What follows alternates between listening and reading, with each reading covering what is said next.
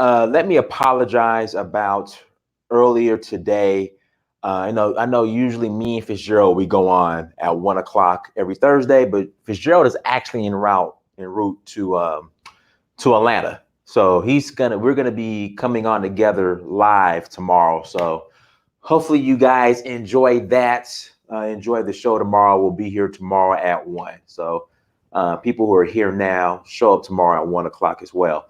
Now, tonight's topic, okay, I want to get in and go. And I actually wanted to do this show with Holip, but Brother Holip was too busy because he would have been perfect for this. Tonight's topic is we're talking about Bob Hart's, or Bob, who is really bottom shelf Brad, but we're gonna call him Bob because the show is called or named Bob Hart's Abishola. Sorry about that. And I see a lot of back and forth for some odd reason over so-called Bob between Nigerians, and I'm not even going to say ADOS. For context, it's ADOS, but in reality, it's the Captain Black Americans. So you have Nigerians, and this is the thing. Let me say this. You have the Nigerian immigrants, or African immigrants in general, and then you have what I call the Captain African Immigrant American. These will be equivalent to the Captain Black American, but instead they're, I guess, not ADOS, they're immigrants. And so the back and forth I'm hearing, Bob Hart's Abishola, the back and forth that I'm hearing and seeing is nothing more, when you sum it up,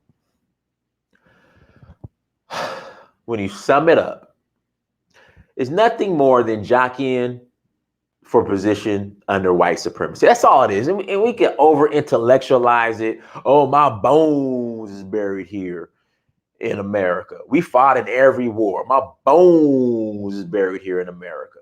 You know, the Nigerian will say, oh, Nigeria, we suffer in Nigeria. So therefore they have to justify jockeying for position under white supremacy in America because they suffer in Nigeria. But when I see this, and we're going to package this, and we're going to keep it simple. We're not going to make this too complicated because, again, people get into this intellectual masturbation and overcomplicating freaking fighting to sit on Bob's lap. But it's really simple. And let me give this disclaimer before we get started. Let me give a disclaimer. Listen. I agree. We suffer. I agree that there is a debt owed by the United States of America to descendants of slaves who built this country. I agree, okay? I agree. Nobody's sabotaging the reparations claim because by definition, I'm ADOS. By definition. But everything else, all this other rhetoric and language outside of just give me my check and my money and let me move on, is adding up to be nothing more than just, I want to sit on Bob's lap. That's all it is. I want to sit on bottom shelf Brad, Bob, White Zaddy, whatever you call him. I want to sit on his lap. You know, and I tell this story. Me and my cousin, right? We were little kids. You know, and I stayed with my mom and my grandma. My cousin stayed with his parents, which would be my uncle and my auntie. He would come over, you know, we'll play video games. And then, you know, after we played video games, grandma wanted the remote so she could watch the news. And so grandma had her chair. She had grandma's chair in the living room. It was her chair. No one could sit in the chair but grandma. But when grandma got in the chair, you know, I wanted to sit on grandma's lap. My cousin wanted to sit on grandma's lap. But there was only room for one of us to sit on grandma's lap. So I'll get my time. My cousin will be jealous. My cousin will get his time. I will be jealous. So that's what we have here. Everybody is fighting and arguing on who could sit on Bob's lap. That's all it is. And it's to the point now where you have ADO, I'm not even going to say ADOS, Captain Black Americans, who are justifying their position or justifying to sit on Bob's lap by saying that they are more closer related to Irish than they are to the African. That they identify more as Irish than African. Stop the show. This is how deep this rabbit hole goes now with the Captain Black American.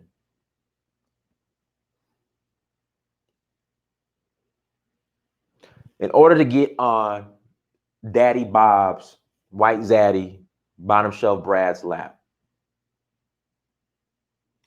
they are now saying, Yvette is saying that she identifies more as Irish. She is closer related to the Irish than African. Let me tell you how demented, sick, and backwards this is.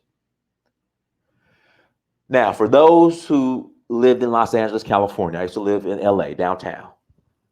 All right, this is probably between 2011 to like 2014. All right. Yeah, she's more, she's the Notre Dame fighting. She's the Notre Dame mascot.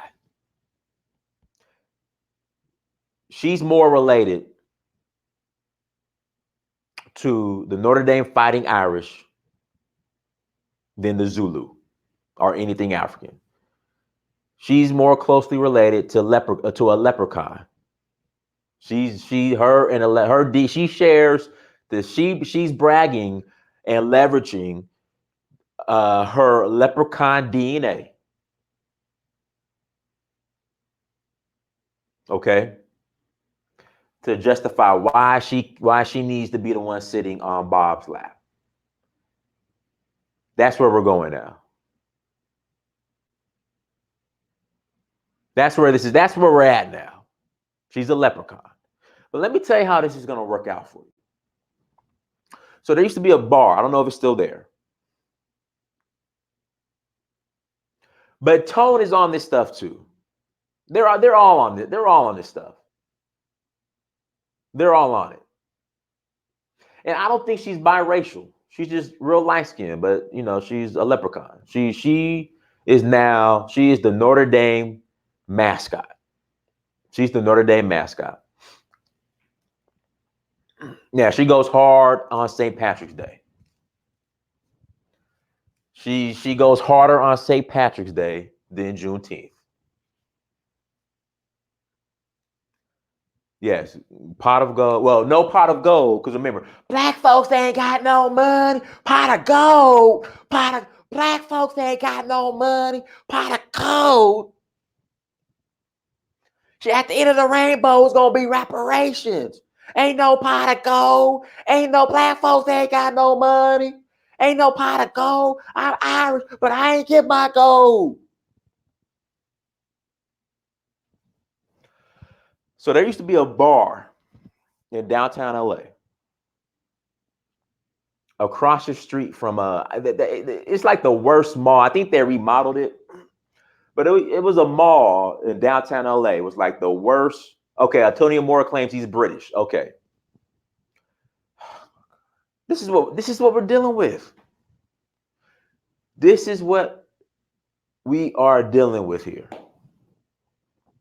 Again, all to jockey for position on Bob's lap. They are mad. They are mad that Abishola is on Bob's lap. They are mad that Abishola, and don't get me wrong, I'm getting on you Nigerians too. Nigerian, I'm getting on y'all too. I'm gonna be balanced. But they are mad that Abishola is on Bob's lap. And at the end of the day, Bob, bottom shelf Brad, White Zaddy are the ones who write the script. So Abishola, Nigerian,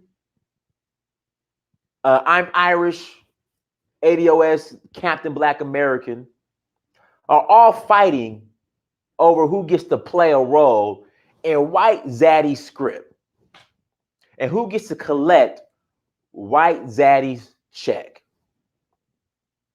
Guys, hit that like button as you come to the chat room. Please hit the like button. That's what this fight is over. But anyway, sorry. So someone help me out who lives in LA, who has T. Kelly, you live in LA. So there used to be a mall downtown LA. It was the worst mall in America I ever been to. From my understanding, I think they remodeled it, but it was by far the worst mall I've ever been to in my life. It was downtown LA. It was worse than people who live here in Atlanta, the mall in Union City off of 85. They shut that down and made it a car dealership. It's Gina Yashir's script, but who's helping her write it, who's helping her produce it, and who's cutting the check? Let's keep it real.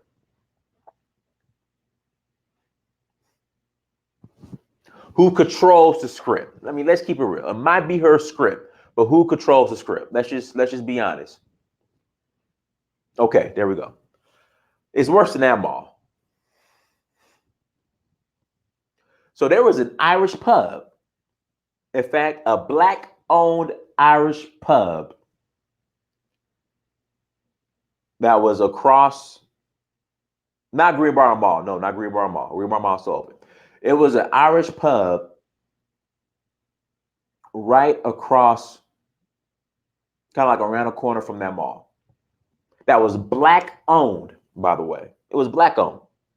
Black-owned Irish pub. I kid you not. So I would patronize it. I would go there on Saturdays, watch college football. I stayed downtown in LA, so I would go and watch college football there. I'm gonna get into that, Audrey. I'm gonna get into that. So, Bawoni. So I would go to the Irish pub, Black-owned Irish pub. I promise you, the face white people had when they came into that pub and found out that the owner was Black, I wish I had a camera. And they were bold too. They didn't hold back. Like one white guy came in there, right? He asked for the owner. They pointed to the Black owner. This white guy went up to the Black owner, looked him up and down, was like, oh, buddy, I mean, oh my God, a Black guy owning an Irish pub? That's just odd, man. How? Why? It just doesn't make any sense. Why? I can't believe, Why is this Black man owning this Irish pub? Why? It's Irish. You're not Irish? I swear to God. Guys, look it up. I think it was called O'Malley's or O'Hare's or something like that. Oh, something.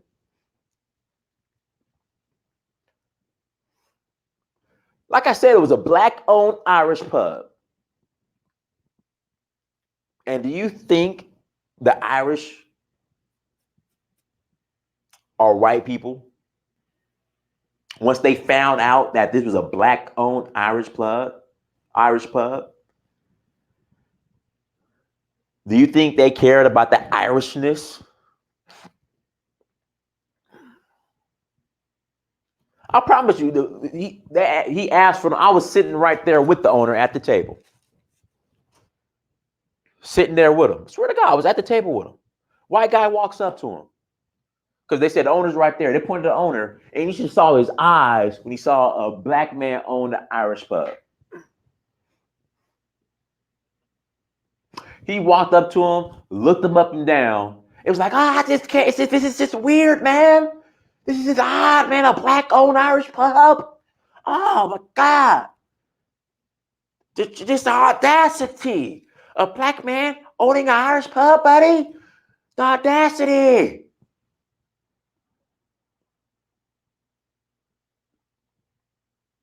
So do you think the Irish community came to save the black-owned Irish pub? No. But for some reason, Yvette Carnell thinks, nah, people were just like, get this guy out of here. Because it was me, my homegirl. She's from she was Guatemala. She knew him. She's from Guatemala. She was Guatemalan and like from Honduras. She knew him. And there's really not too many black-owned spots, really. I mean, there's some in LA, but not a lot. Yeah, Yvette McNeil. Instead of Yvette Carnell, we're gonna call her Yvette McNeil. Yvette O'Hare. Yvette O'Brien. Yvette O'Brien. Guys, hit that like button as you come to the chat room. But yeah, and it's just like, I mean, they had no shame. Like the white people will come in this black man's establishment, his Irish pub, and when they found out that a black man owned this Irish pub, they didn't hold back. Like, what are you doing? You're not Irish?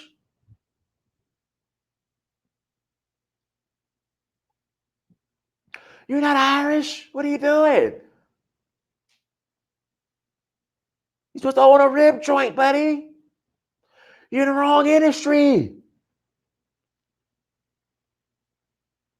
You're supposed to own a rib joint. Fried chicken shack. You own an Irish pub downtown LA? How dare you, buddy? Sir, I swear to God. But for some reason, Yvette thinks claiming her Irish identity is going to get her a seat on White Zaddy's lap. And see, this is what you're dealing with. This is what we've came to. This is where we're at now.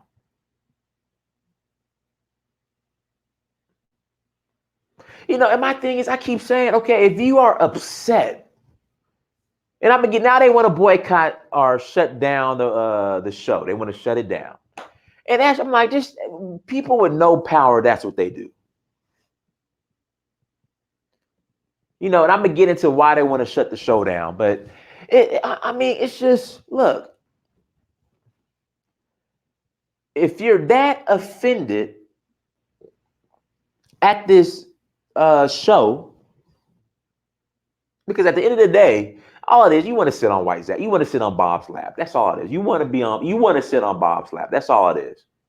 Stop we fought in every war and our bones is buried here in America. Stop it.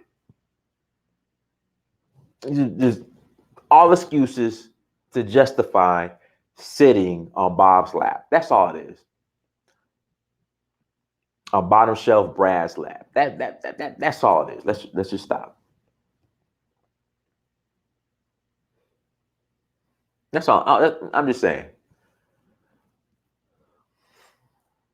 No, it's not okay for the show to make fun of ADOS. It's not. But At the end of the day, you got ADOS actors and actresses playing in the show,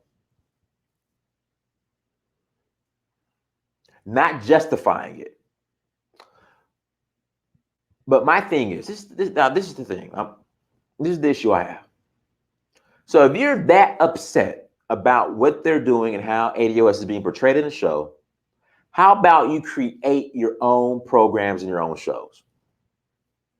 You can talk bad and criticize Jay Morrison all you want, but Jay Morrison was able to pull in, like $10 million from his crowdfunding. The issue I have with Yvette and Tone, you guys won't crowdfund for nothing to start any type of industry or any type of opportunity, or just any type of industry which will create opportunities specifically for ADOS since you're so focused on ADOS. That's my problem. Jay Morrison did it. You guys claim you're way more intellectual than Jay Morrison. Then go do it. You and Tone put together a crowdfunding. Hell, I might even donate. You and Tone put together a crowdfunding in order to just build something. You know, because right now you're taking super chats, which is fine. Get your money. Get your money. But I think that money would be better spent in developing and building something that ADOS are just building a foundation.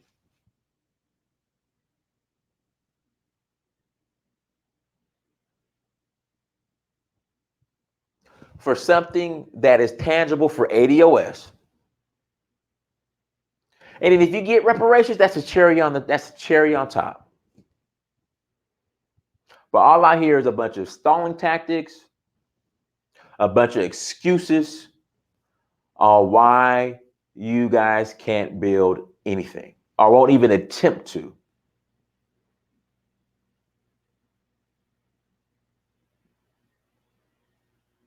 That's all I'm saying.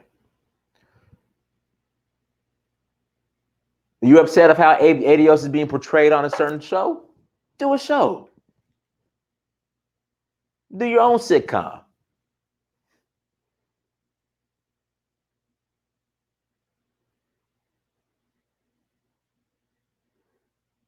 You do your own sitcom and then portray ADOS in a way that you want the ADOS to be portrayed. But instead, you're waiting on White Zaddy to cut you a check, which it's so illogical. I mean, I had someone come in my inbox the other day, Dynas. We're going to build a base here in America and then work with Africa. So basically, you're waiting. You think Bob is going to cut you a check to build a base here in America. So you think Bob is going to fund your base. Good luck with that. Again, it's a check owed, but the stalling tactics that I'm hearing are delusional. Yeah, Dennis, you're going to Bob is going to cut us a check and help us build a foundation here in America. Stop. It's not going to happen.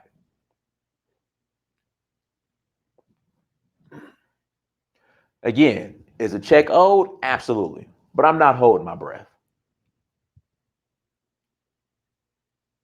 Nah, you got people waiting. Trust me.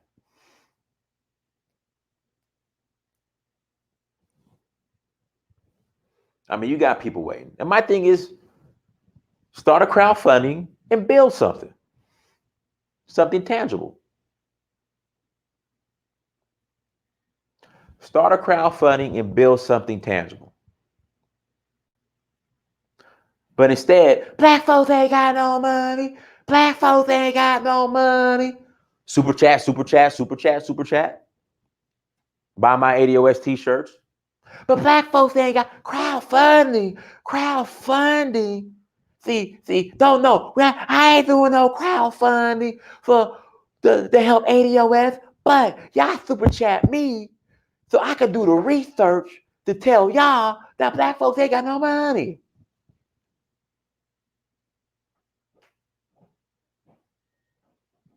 That's all I hear.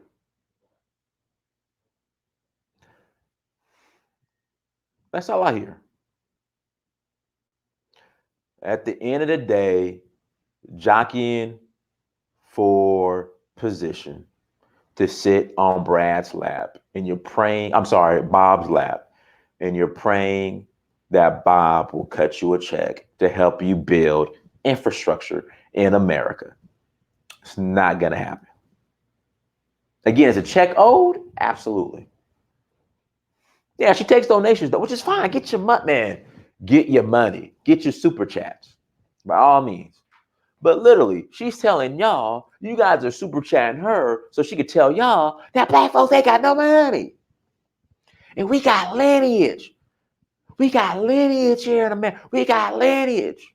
Bones are better. We got lineage. I'm more related to, I can relate more to the Irish than I can the African.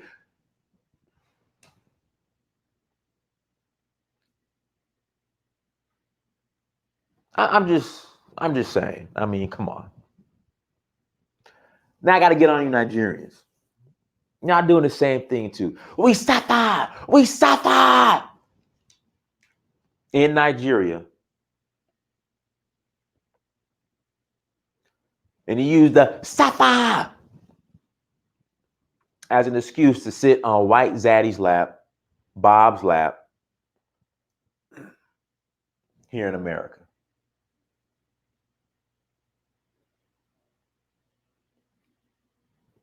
We suffer. God damn.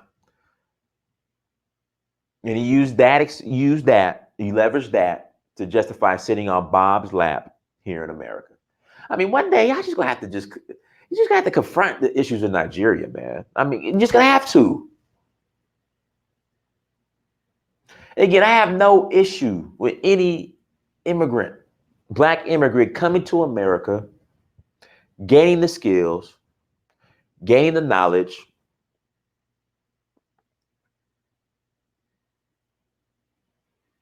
and then going back and building up your country. Your allegiance is to your country. Don't be a Captain African immigrant American. I'm seeing a lot of that lately. You know, I have some Nigerian friends that tell me that Nigeria is still controlled by the British. There's still the British slave master. The British slave master controls Nigeria. The British slave master controls Nigeria. But then you leave Nigeria and you come work for the American slave master. And you get to America, you help build the American slave master's infrastructure.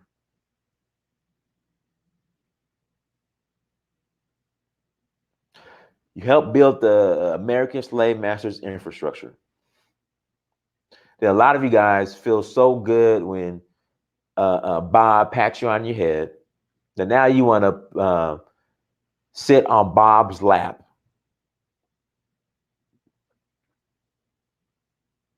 You want to sit on Bob's lap, right? And then when Bob pats you on your head and you get a seat on his lap, then you want to show Bob how loyal you are and how good of a pet you are. And then you think by insulting Black Americans, that's going to get you a special position on Bob's lap. That's what it is.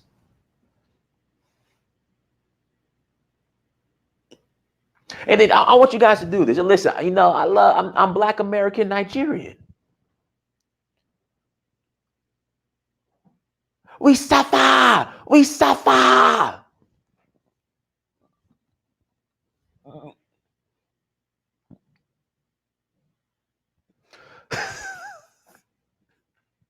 I'm hoping to, hey guys, hit the like button, okay? Hit the like button as you come to the chat room. Hit the like button, okay? Please hit that like button. And this isn't all Nigerians, okay? Just like it's not all ADOS, okay? Let me make that disclaimer so people won't pick and choose, and you know, this is not all ADOS, it's not all Nigerians. I'm just saying, bruh, but come on now. Okay, let me be specific. It's okay, it's Africans too, it's Africans. But it's like, look, man, come to America. I follow the Booker T. Washington model, Tuskegee model. Come to America, learn the skills. Learn the skills. Come to America and learn the skills. Then go back and build your country. And whatever issues you have, you're gonna have to confront them one day. You're gonna have to. And I'm here to help. You're just gonna have to deal with the issues. You're gonna have to.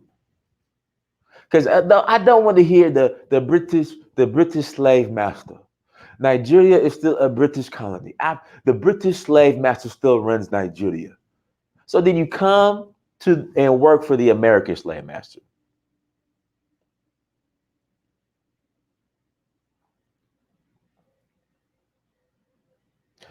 Then, once you get on Bob's lap, you want to clown your Black American brothers and sisters. And we got to stop it.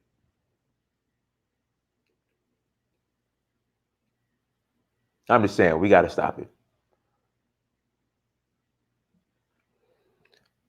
You know, and I see this. Black Americans, ADOS, whatever you want to call it, are the most visible people on the planet. Nigerians have the largest population and largest diaspora. Imagine if we were to come together. Yeah, British slave master, then move to the UK.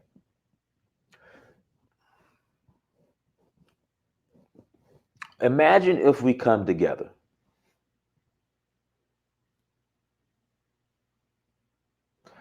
I didn't say all Nigerians. Stop it. See, here we go. Yeah, that's what I'm saying. We have a lot of people in this chat room who aren't intellectually mature. Thank you, Greg, to handle the truth. This is the truth.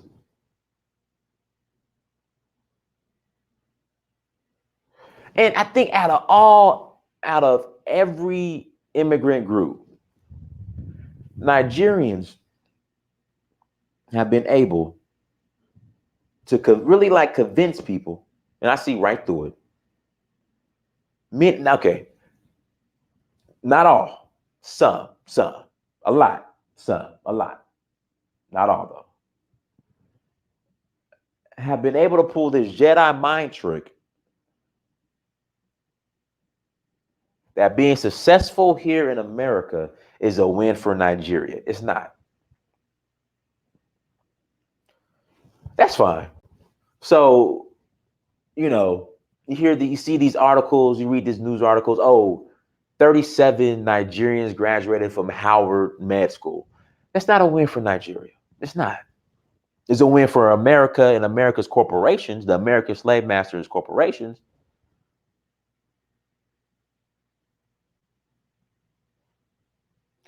But it's not a win for Nigeria. It's not. I mean, you cannot be an arrogant immigrant in a foreign land when your home country is on fire.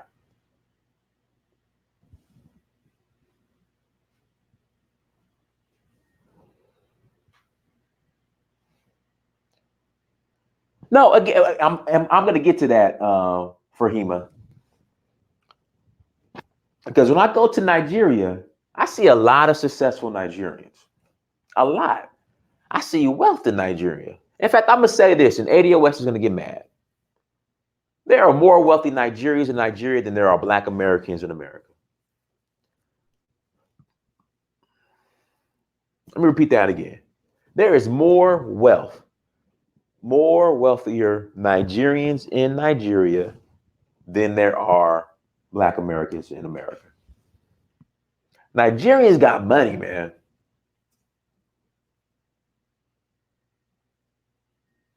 I mean, Nigerians got paper. I'm telling you, Nigerians got that dough. I'm telling you.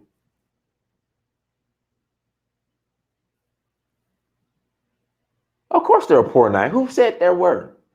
See, here we go. Yes, there are poor Nigerians. Yes, there are poor Nigerians. You okay? Is that you want me to drop the mic?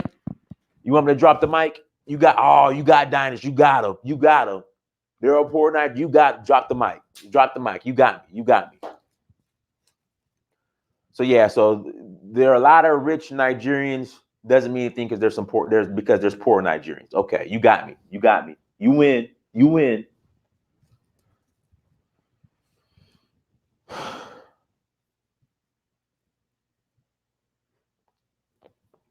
Guys, make sure you hit that like button. It's the same thing everywhere. A minority of people all over this planet have money. I mean, goodness. Yes, I understand that every Nigerian isn't rich. I get it. There are poor people everywhere. I mean, that's why people just you're taking this the wrong way. I agree. The point I'm making is there are successful Nigerians in Nigeria that Nigerian immigrants will look up to that are actually being successful in Nigeria.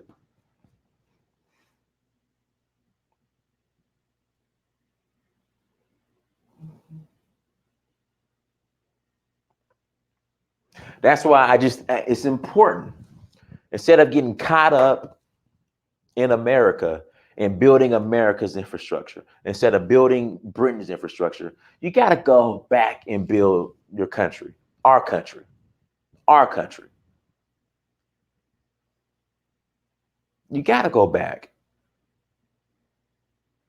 Now, people are bringing up the poverty issue in Nigeria. Go to Skid Row. You want to see ADOS poverty? Go to Skid Row. Right now, go to California and see how that's working out. I mean, let's stop. Okay, let's stop playing who has it worse on the bottom of the slave ship and who has it best on the bottom of the slave ship. That's the game we're playing right now. Like, let's not go tick for tack in the chat room. I'm just saying. And I keep saying that at the end of the day, we need to come together. Black Americans have the visibility. Nigerians have the numbers. If we could find a way to come together, we'll be unstoppable. But instead, you Negroes want to go back and forth.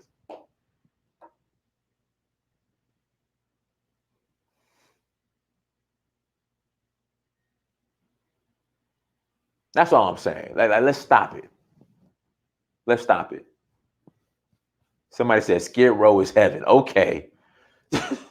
There's a typhus and a hepatitis B breakout every day on Skid Row.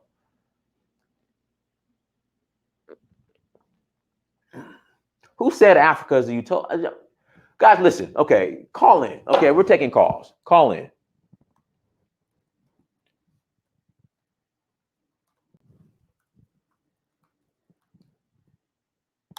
Somebody says Skid Row is heaven. Okay. Guys, I'm taking calls. Call in. And then another thing too, I keep hearing these Nigerians saying that we are taking over. We're gonna take over America. We're gonna take over. Take over how? Let me hear this. How are you gonna take over? So you can't take over Nigeria, but you're gonna take over America. How?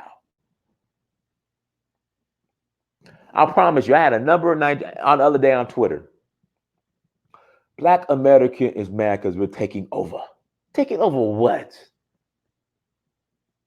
What are you taking over? I'm dead serious. Black American is mad because we Nigerians are taking over. Taking over what?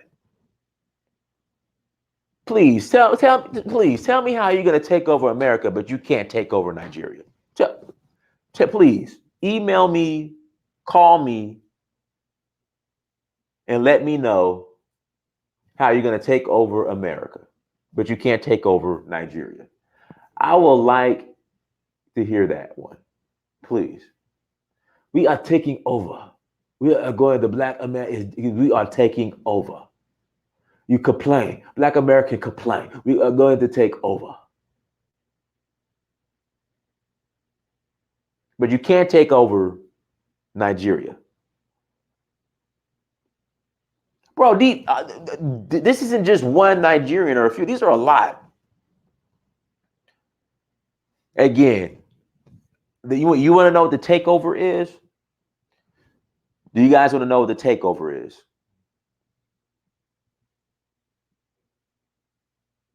You want to know what the takeover is? They want to fight to take over who could sit on Bob's lap, on White Zaddy's lap. That's the takeover. They are fighting to sit on White Zaddy's lap. That's all. That's it. That's all. That's the takeover.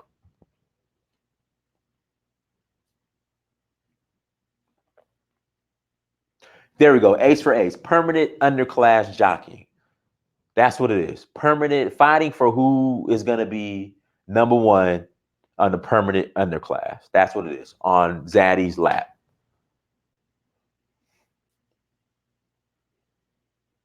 Uneducated Latinos will have more power than Nigerian immigrants. Facts.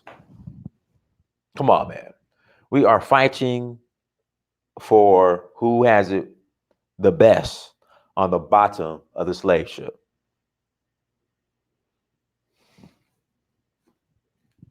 ADOS wants reparations. Africans want to sit on white people's lap. Come on. Money Cash, call in. Call in. Come on. Guys, send me. Who's emailed me? Let's open up these lines. Malachi Ben Israel. Malachi, don't come on here with no we's the Hebrews. No, I don't have time for it tonight. We already got people talking about they Irish. You know, they more Irish than African. You already got black folks talking about they more Irish than African. Oh, come on here talking about use a Hebrew. All right, I sent the link, Malachi. I sent the link. Thank you. The Oppression Olympics. That's what it is. The Oppression Olympics. Yeah, don't come on here talking about some use of Israelite. Well, see, brother, see, Ireland, see, the IR in Ireland is the same IR in Israel. So, see, the original Irish, brother, was really the Israelis, brother. And see, we is the Israelis. So technically, brother, Yvette Carnell is right because the I and the R in Ireland, brother, it's the same as the I and the R in Israel, brother. See, that is supreme mathematics, brother. You have to add it all up and put it together, brother. Don't come on here with not tonight.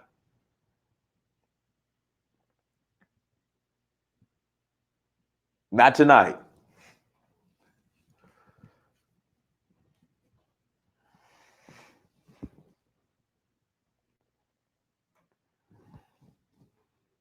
All right, so search for, if you want to call in, search for uhuru@gmail.com. Search for uhuru@gmail.com.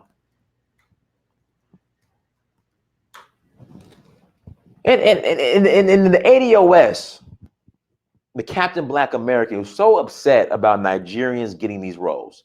It's ADOS and Bob giving them the roles or participating and giving them the roles. Who's the name of the director who did the Central Park Five? What's her name? Someone help me out. Somebody help me out. Who's the director who did the Central Park Five movie? I forgot her name. Somebody put in the chat with a chance. But she was ADOS, and she said that Ava DuVernay, and she said that British actors, non-ADOS, are more trained or better, I guess, classically trained, whatever that means, than I guess the ADOS actors. I don't know. So again, you know, is ADOS who's saying that the non-ADOS needs these roles? At the end of the day, if you just start now, build your own foundation, start building your own industry, eventually one day you will have something to pass on to your children. But all I'm hearing is a bunch of, we are going to wait for White Zaddy Bob, Bottom Shelf Brad to cut us a check, and then maybe then we'll have something to pass on to our children. So that's what we're waiting for. We're waiting for Bob to cut a check so we can have something to pass on to our children. That's all I hear.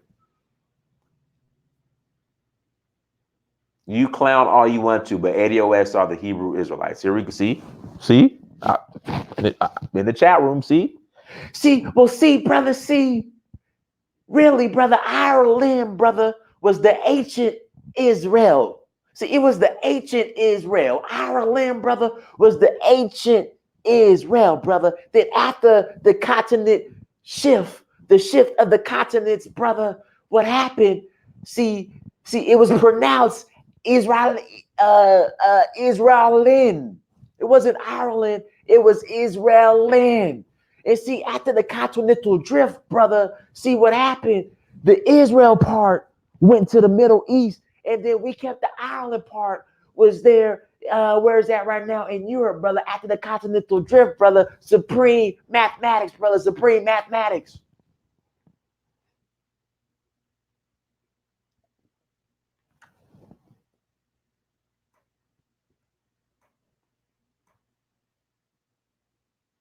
Supreme mathematics. That's what I'm saying. Why aren't these Nigerian actors and actresses who are jockeying for position on Bob's lap, why aren't they building Nollywood? You have Nollywood. I mean, I understand. Come in, learn the skills, and go build Nollywood. You have your own industry.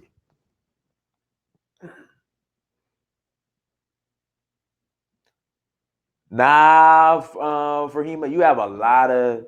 Hold on, stop the show for Fahima. You have a lot of Nigerians who are again jockeying for position on Bob's lap to come into Hollywood.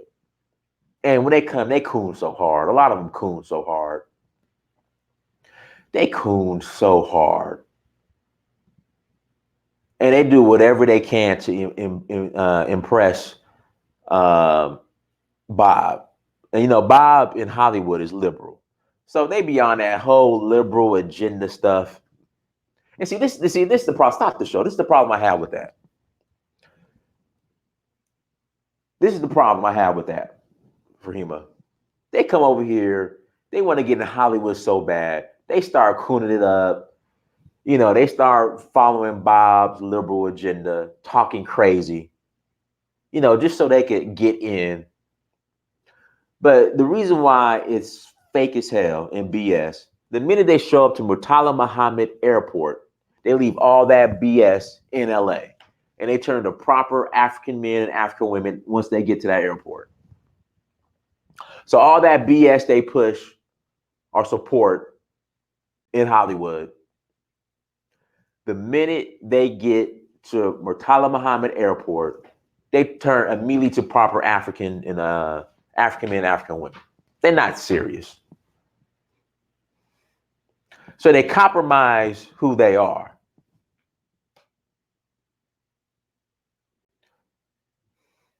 Just so they could get into Hollywood. Then the minute they go back home, they turn right into proper Nigerians. And they do that because we suffer in Nigeria, we suffer.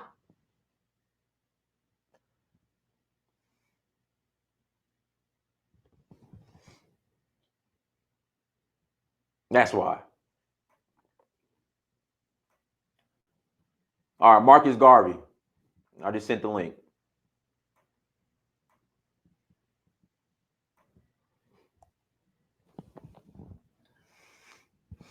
And at the end of the day, so my Igbo friends told me I need to learn more about the Biafran War. So I started reading up on the Biafran War. And you want to know what my biggest takeaway? I know some people are going to, many are going to disagree with me and say that, Dinas, that's all you got from reading about the Biafran War.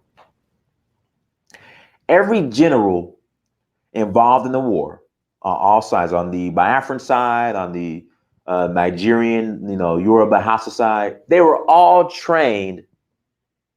Every military general involved, they were all trained at the same school in Britain. All trained, same school in Britain. So the British are pulling the strings and egging it on. Same thing here in America. You got the Nigerian actors and actresses, the ADOS actors and actresses. And at the end of the day, who controls it? Bob. Bob is calling the shots.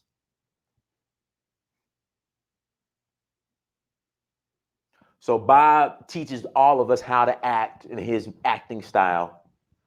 I already sent you the link. I'm waiting for you to come on.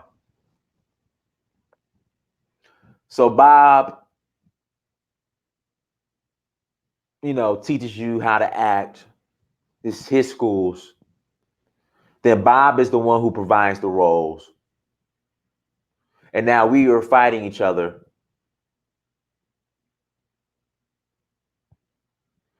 Now we're fighting each other for the roles that Bob is providing instead of building our own. When Nigerians have Nollywood and ADOS should be creating our own industry.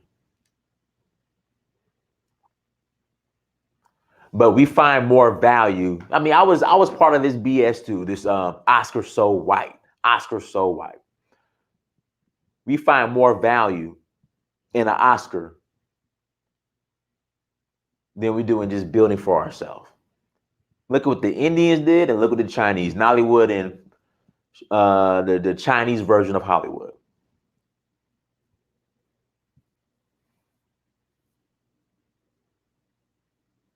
If you go to Instablog, the Nigerian site, you see Nigerians making all kind of liberal statements. That's what I'm saying. That's what I'm just. That's what I'm talking about. But I promise you, the minute they show up to Nigeria, they check that shit. They leave it at Murtala Muhammad Airport. Indians and Chinese still take roles in Hollywood, though. They do, but they're not fighting to sit on Bob's lap. That's the difference.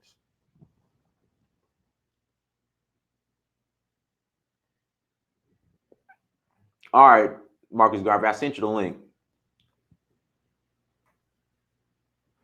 Michael, here's the link. And Israel, I don't see you. I don't see, like, when I send the link, you should pop up. Hold on, let me send you another link. Let me send you guys another link. See what happens. At the end of the day, that's all it is. And no need to overcomplicate it. That's what it is. Let's just keep it simple. I'm all about KISS. Keep it simple, stupid. Let's take a couple calls.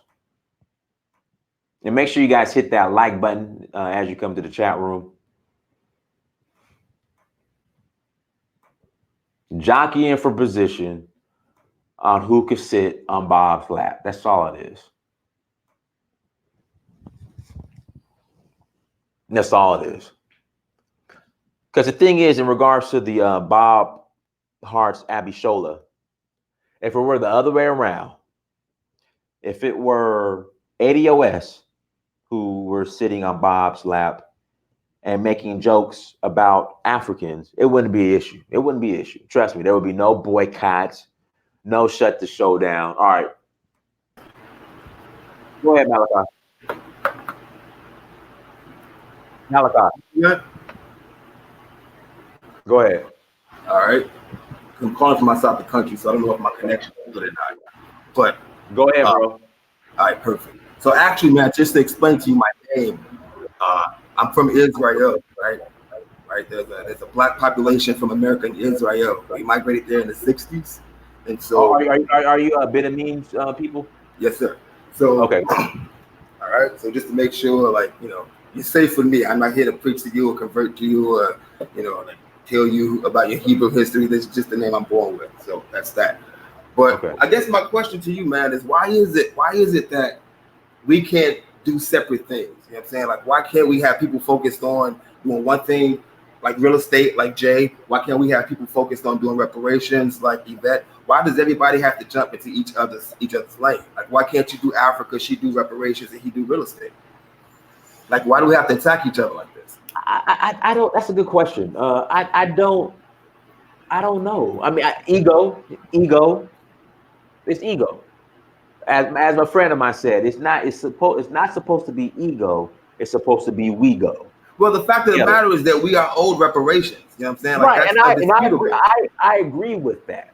Okay. So what's the issue with her focusing on reparations? Why is it I being never stated like we just sitting around waiting when in fact Yvette comes from Washington D.C. She worked on Capitol Hill.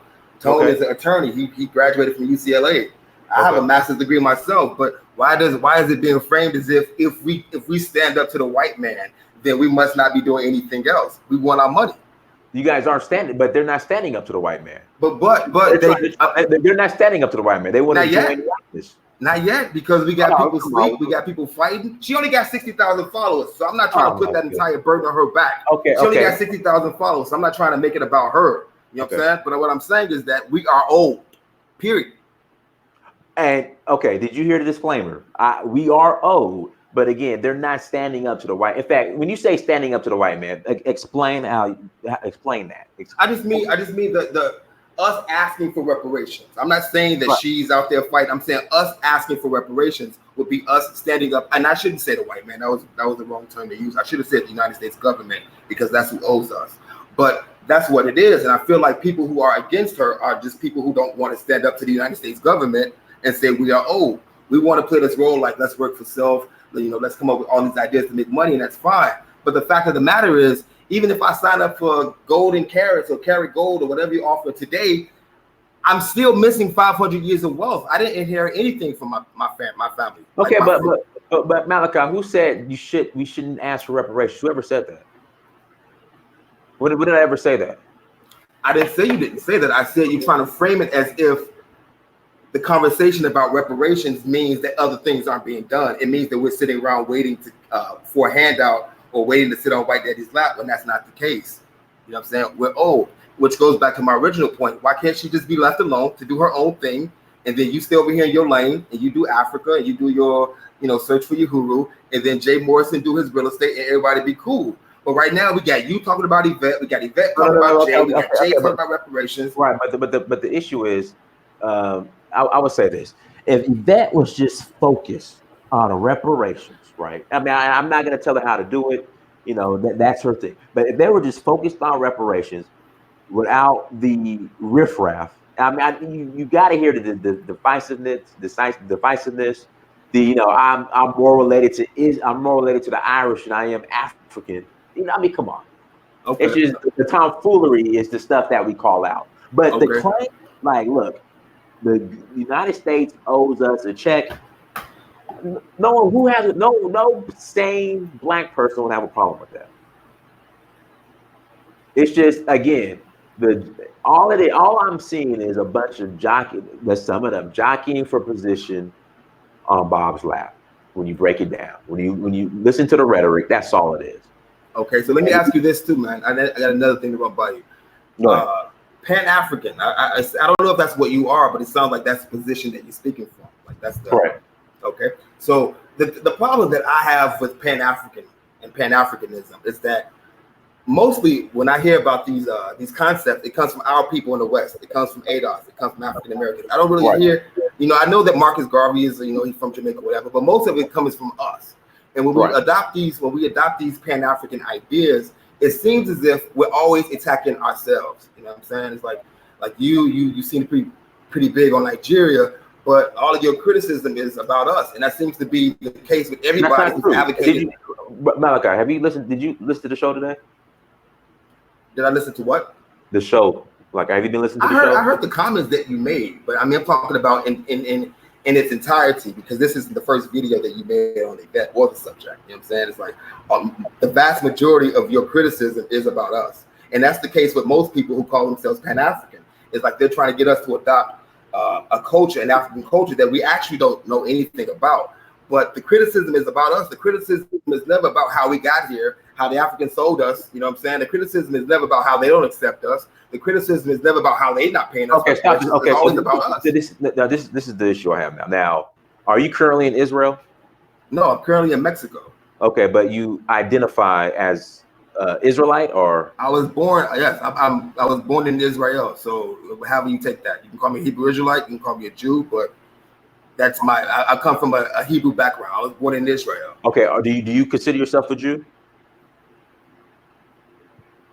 I consider myself to be a Hebrew, just like I consider the Igbos out of Nigeria to be Hebrews, just like I consider the Abishola in Ethiopia to be Hebrews, just like I consider the African American Hebrew Israelites who stand on the corners of New York City to be Hebrews. No difference. Yeah, but Igbos aren't Jews, or Igbos aren't Jews. There are Jewish Igbos. This is a fact. It's not. It's not. This is a fact. Okay, but that's a whole nother conversation. But again, at the end of the day, did you say that there were no Igbos who were Jews? They're not. That's a fairy tale. And so somebody they'll correct you in your chat. They'll correct you in your chat. But there's tons of Igbos who are Jews. Tons. That is not true. There's no Igbos that are Jews. Now they might be converts. I'll wait for you. I'll wait for your correction. I'll wait for your apology. But this is a fact. There are tons of Igbos who are Jews. No, Igbos became Jews during the Biafra War because they felt they were ostracized like Jews. So that's where that came from.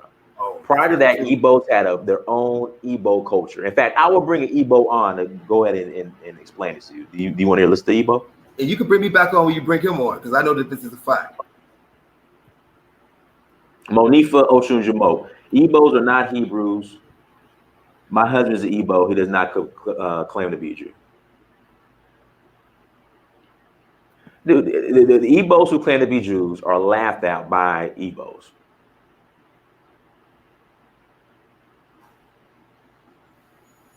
But you're becoming subjective. You know, you're adding your own personal opinion. Now, the fact of the matter is that there are Igbos who are Jews. That's all I'm saying. I'm not saying Igbos had their own religion and identity before this Jewish concept was ever even came about. So there are Igbos who are Jews, correct? Who are maybe converts, yes, later on in life. Well, that wasn't the point. The point was that you asked me how do I identify. I identify myself as being Hebrew, and I identify Igbos who consider themselves to be Hebrews just like me. The African Americans who sit on the corners of New York City, they consider themselves to be Hebrews. The ones in Israel, the Ethiopians, they consider themselves to be Hebrews. I consider us to be all the same. It's no different.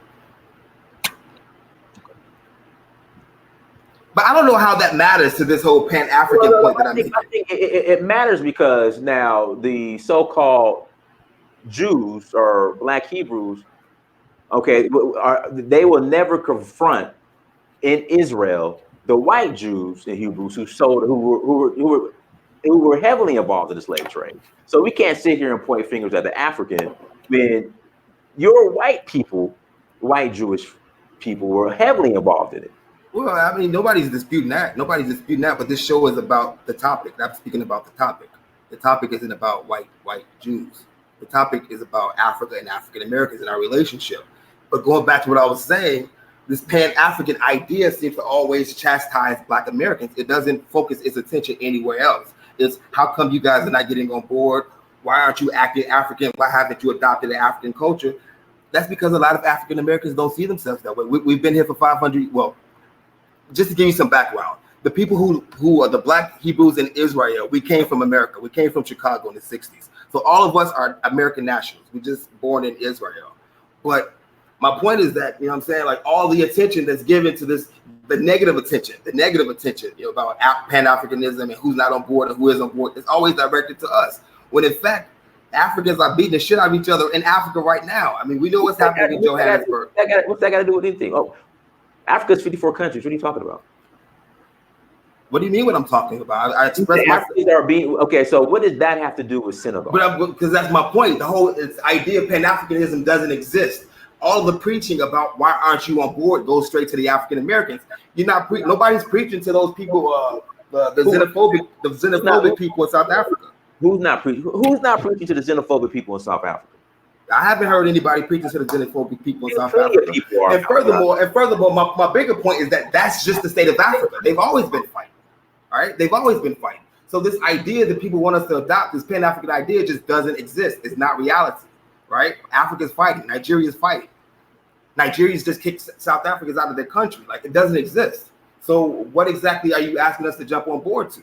So, but you only named 2 countries out of Rwanda. Oh, that was a war with Rwanda. That was 30 years ago. What difference does it make? I mean, my point is that the Pan-African idea never existed. There was never some collective idea of who we are as a people. The Nigerians killed 2 million Igbos in the Nigerian war. You know what I'm saying? Like, this is where you want us to go. I mean, who said you have to go to Nigeria? That's 54. That's 54 countries. See, I feel like you're playing games now. You know what I'm saying? Nobody's playing games. But my point is that there is no black utopia. There's no collective black people. There's no collective black thought. There's tribes in Africa. They're fighting. The Muslims in the north are fighting. They're killing. They're kidnapping. It just doesn't exist. You know what I'm saying? So this idea that the ADOS are trying to be white or sit on the white man's lap because we're not jumping on this African idea. But they are. But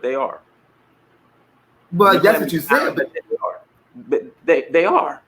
It's not me saying that. She's saying that. ADOS is saying that. It's not me saying that. Okay, so but if they were on board with you doing what you're doing, then everything would be fine. I'm not saying that on board. I'm just saying at the end of the day, it's nothing more than jockeying for position on white Bob's lap. That's all it is. And I disagree. I disagree. They owe us money. The United States government owes us money. And you're right. But okay, so that in the story. Like, why do you have to add why do you have to add all this other stuff to it? Because it sounds like you just don't want to confront the fact that those people owe us money. You know what I'm saying? It's like, Malachi, I said there's a debt owed. Then the period. Just leave it at that. There's a debt owed. To this name calling, you want to sit on a white man's lap because you're not coming to Africa when in fact they over there slaughtering the shit out of each other. Like, why can't you just leave it at that? We owe money. Let's go get our money. Period. It's 54 countries, number one. And still, at the end of the day, not all ADOS, but the Captain Black Americans are jockeying for position on white daddy's lap. Which, hey, if that's what you want to do, go ahead. But you are ADOS. You are ADOS. And you are from America. I said that. Yeah. Okay, so the reparations are owed to you as well. It's not like we out here asking. I know. I'm very aware of that. So why is it your concern that? Why is your concern somewhere in Nigeria where you're not from? Because I'm Nigerian. But you're us. You're American. You're ADOS. I'm Nigerian. Well, you are now, as of like 3 months ago when they gave you citizenship, okay, but you're ADOS. So now you're upset. I'm not upset. I'm not upset. I'm not upset. I can't claim Nigerian, but Negroes in America could claim Israel. Well, no. I'm not upset. I'm saying what you are. You are in fact ADOS. I can't claim Nigeria, but Negroes in America could claim Israel. Well, listen. Okay, get it. I understand that they give you a passport and that makes you Nigerian. But the fact of the matter is, I can't claim Nigeria, but the fact of the matter is that you are Israel. You are ADOS. You are born in the. I claim Hebrew and I'm still ADOS. I'm ADOS. I come from slaves, and so do you. And so, why is it your only concern? Your own history, your own people, your own legacy, your own ancestors, right? They're right here in America. They're not in the middle of Nigeria. You know what I mean? But I understand that my history and my ancestry is deeper than and stretches much farther than America. The same way, I'm pretty sure you think the same way with Israel. Am I correct? Yes, sir. Absolutely. Okay, but you say I'm still about this reparations, though. I'm not telling everybody. You claim Israel, but I can't claim Nigeria. No, but I'm not running away from the fact that I'm descended from slaves out of America. I'm not running from that. You live in Mexico. I work in Mexico. You work in Mexico. Yes, I do work in Mexico, and I would work in Egypt if they offered me a job. I worked in Dubai. I worked in Brazil. That doesn't change who I am. Okay. I'm still on this phone talking to you. Right. So what difference does it make? And what did I ever say that I'm not ADOS? But what I'm saying is that the position that you're taking is against the position of ADOS, right? The position. Bro. Let me give the disclaimer again. I agree that Black descendants of African slaves here in America are owed because of the labor that our ancestors put in. I say that all the time. You have said that in words, but you haven't said it in actions. Like your actions are back to Africa. Your actions are not reparations, right? And the fact of the matter is, your people left America to go to Israel, bro. And you live in Mexico. Listen, because you're being subjective. I'm not being subjective. I'm being objective. The only positive. I haven't even heard you say one positive thing about Yvette. Israel. I haven't heard you say one positive thing about Yvette. Not one. Every time you've mentioned Yvette, it's being negative. And so my point is this. Why can't you either stay in your own lane and go back to Africa and let her do reparations, or get on board with your people because you are ADOS, you do descend from slaves, and you do come from America? And why can't that just be the end of it? You know what I mean? Like we're creating too much chaos around this situation. Now we got Jay. He's supposed to be doing real estate, but now he want to do reparations. We got T.I. want to do reparations after he just did a stripper convention in Atlanta. We got too many people jumping in on this, right? So it's either get on board with your people because we are who you are, right?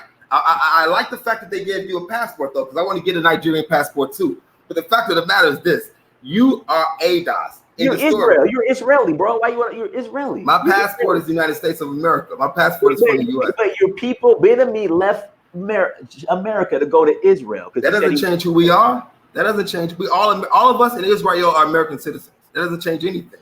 And so are you. You know what I'm saying? I know. So, I'm very aware. Yeah, I know. Okay. So again, my bigger point is this, right? All of this back and forth with Yvette and dragging her into this, I don't think it's fair because I don't think she's coming from a mean place. I don't think she's coming from. She's coming from a mean place. Come on. I think she cares about our people, right? Come on. I think she cares about our people. And look, this idea about her like collecting super chats and like asking for money for T-shirts. Oh, no problem. Get your money. By all means. Let her get her money. Absolutely. Right. Because the work got to be done. It takes money to get the work done.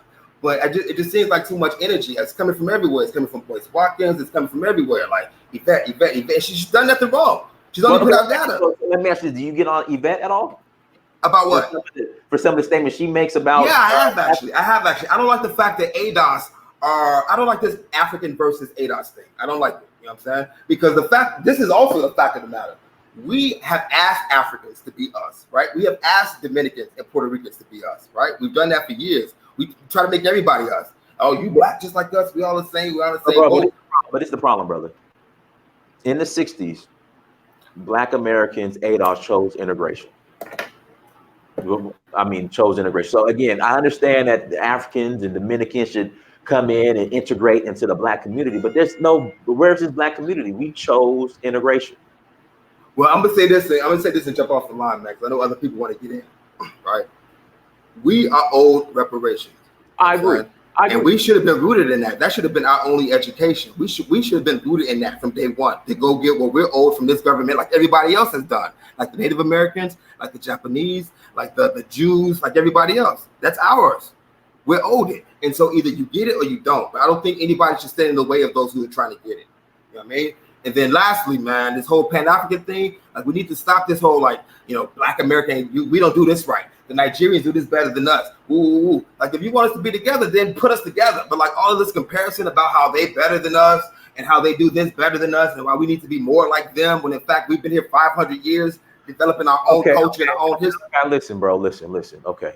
Let me give you a little background about me. All right, so I hung out in your camps. Okay, I used to hang out as Soul Vegetarian here in Atlanta, and if you would listen to some of the rhetoric, okay, that will come out of Beninese people, what I'm saying is shouldn't be offensive. So I mean, come on, stop, bro. But you go back to the fact that my name is Hebrew. I've never invoked that. You know what I'm saying? I'm calling here in regards to ADOS. I'm not calling here in regards to Hebrew or Hebrew Israelite or my name or what. You brought all that stuff in. You said even before I got in the line. Even before I got in the line, you already painted me as some crazy nigga on the street corners of New York City. You know what I'm saying? So I never said that. I said, are you Beninese people? I know the difference between Beninese. No, before you got me on the line, you had already painted me as some crazy, wacky Hebrew Israelite. You know what I'm saying? But I didn't call him for that. That's all you. What I'm saying is that ADOS, we are a people. We are a culture.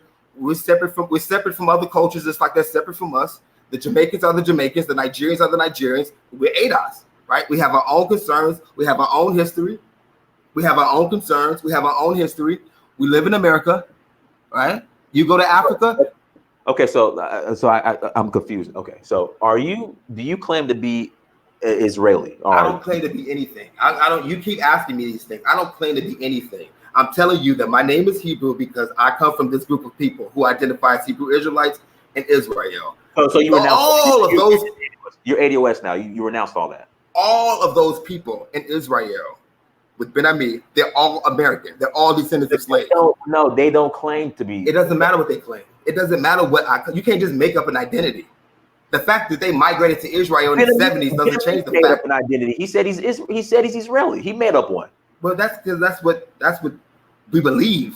You know what I'm saying? We believe ourselves to be these people. We can't just say, oh, now that we're in Israel, we're no longer descendants of slaves from America. This doesn't work that way.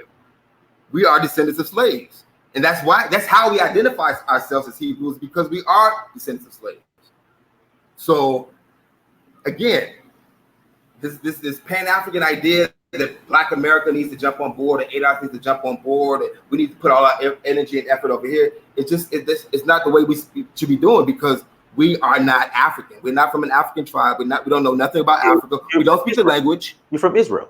We don't speak the language, right? I don't know Igbo. I don't know Hausa. You speak Hebrew. But yeah, and you speak English. And so when you go to Nigeria, what language are you speaking?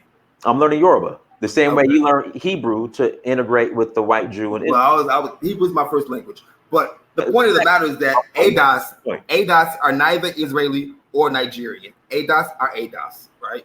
And they should be, I should say, you and I, Yvette, and everybody else who are ADOS, right? If they want to represent for reparations, they should be allowed to represent for reparations, and leave them alone. Stay out their lane. You know what I'm saying? Just stay out their lane, because this ain't good. This is not good for our people. Because I honestly don't think most people believe Yvette is coming from a nasty place. Now, yet her responses may sometimes be nasty, and I think that the rhetoric is sometimes dangerous, because it's creating this unnecessary tension between immigrants and ADOS. And I think she started to address that, because people are bringing it up to her. But she's only bringing data.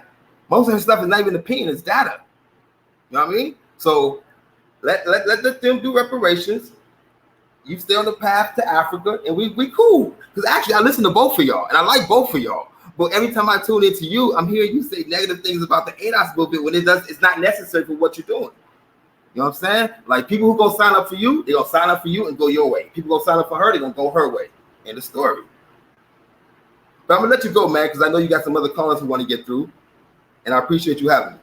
Okay. Bless. Go ahead, person kid. Brother Dynas, been wanting to talk to you for a while. First off, I wish I was like you 25 years ago. I'm about 25 years older than you, and I have to appreciate the work that you've brought.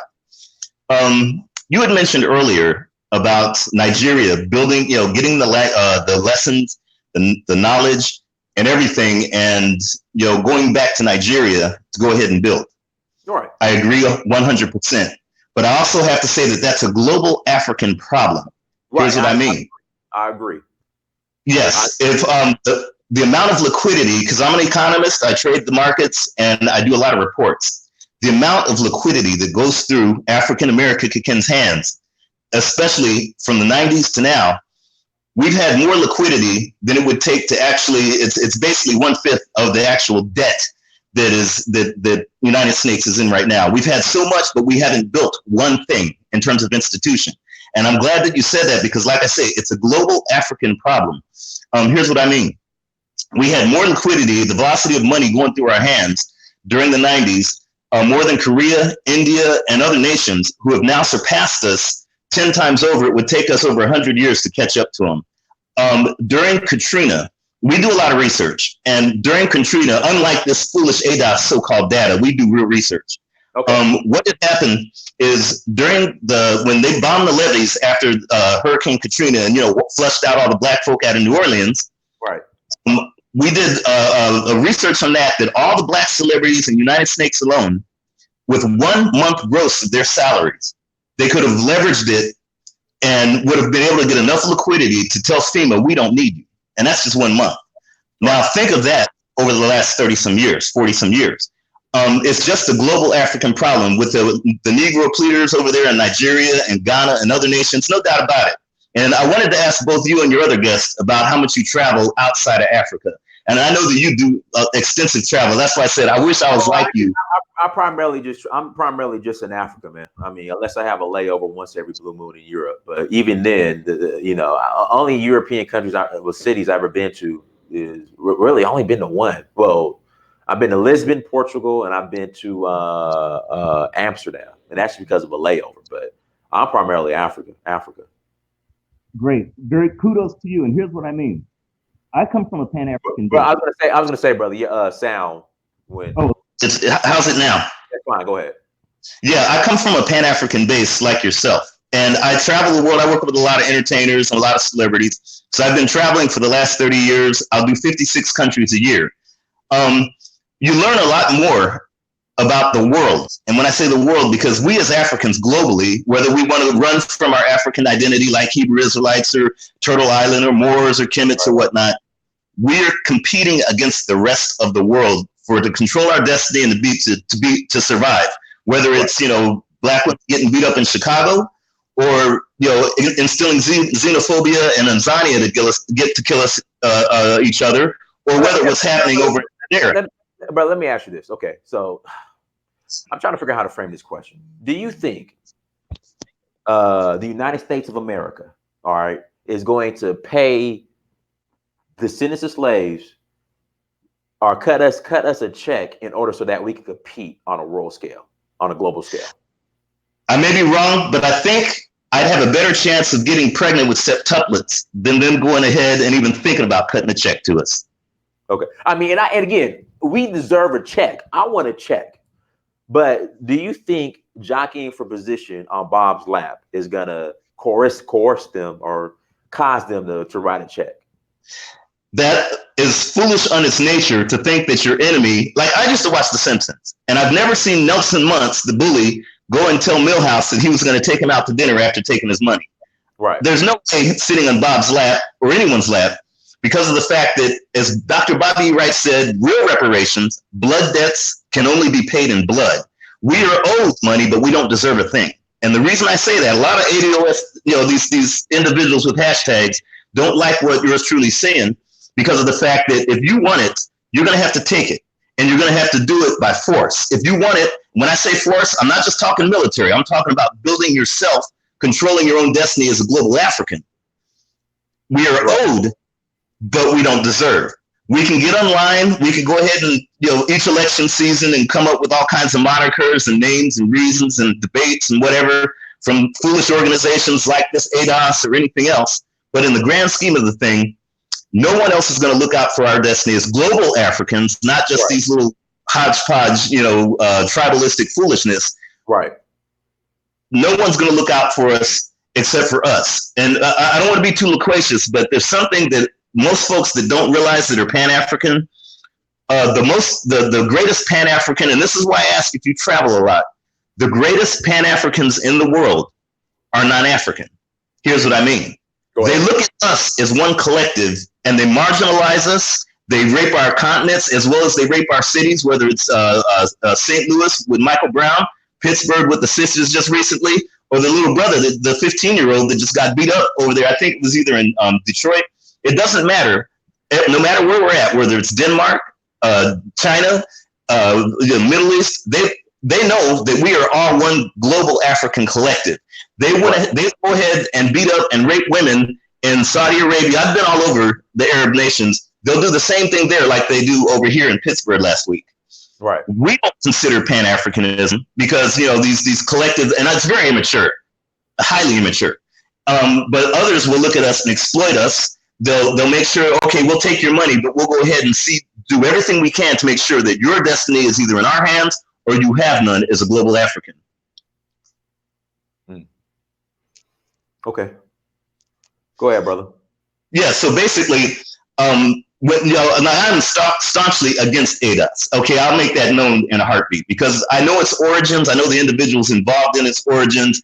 And it's not just a money grab. It's a xenophobic, almost like I want to get crumbs from massa and sit on Brad's lap. Again, sit on Zaddy's lap. And I don't know why people want to argue with me, and that's not true. Yes, it is. I mean, come on. At the bottom, exactly. That's the bottom line. When I see these hashtag movements, it's no different than what I saw coming up after the late 90s into when internet and, when NASA gave us a megaphone called internet to display a lot of our foolishness.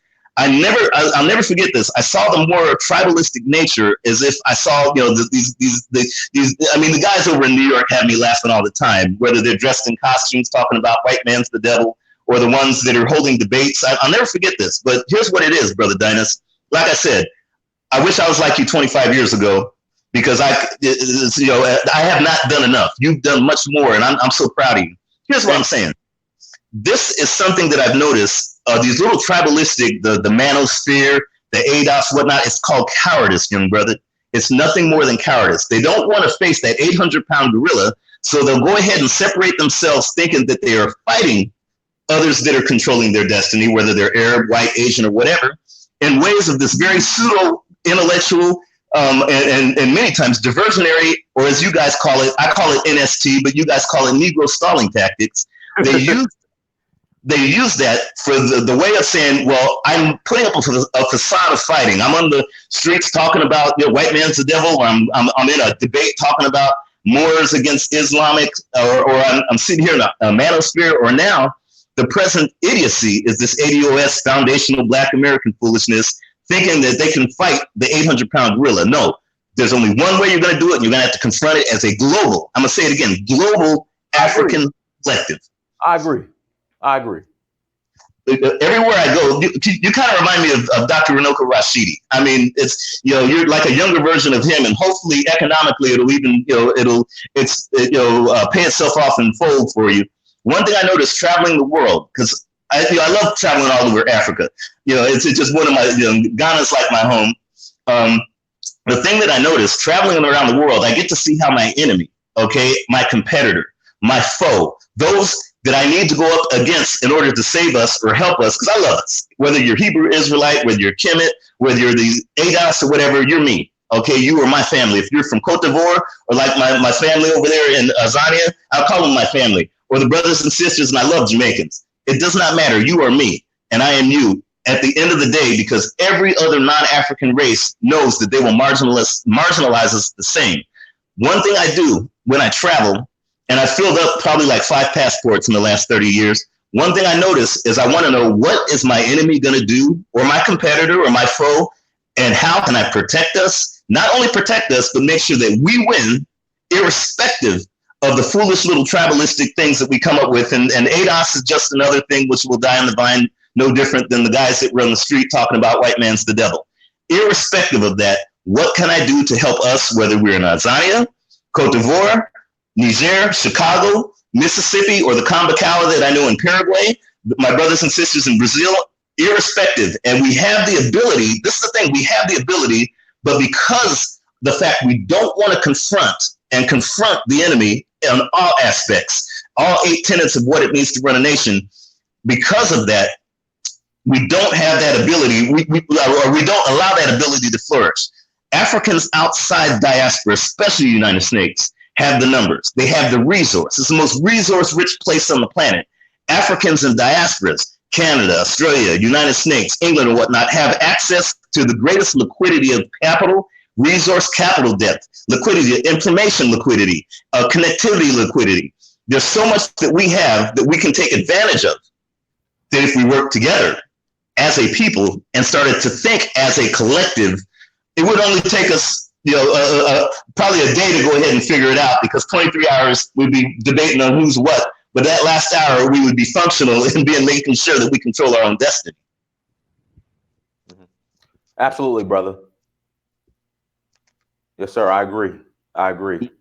Guys, hit that like button. We have almost 450 people watching. Please hit that like button as you come to the chat room. Please hit that like button. Brother, anything else you wanted to add? Yeah, I just want to say, Black folk, there's 8 things, and I'll give you probably 7 of them if I can remember. I'm getting old, I got a lot of gray.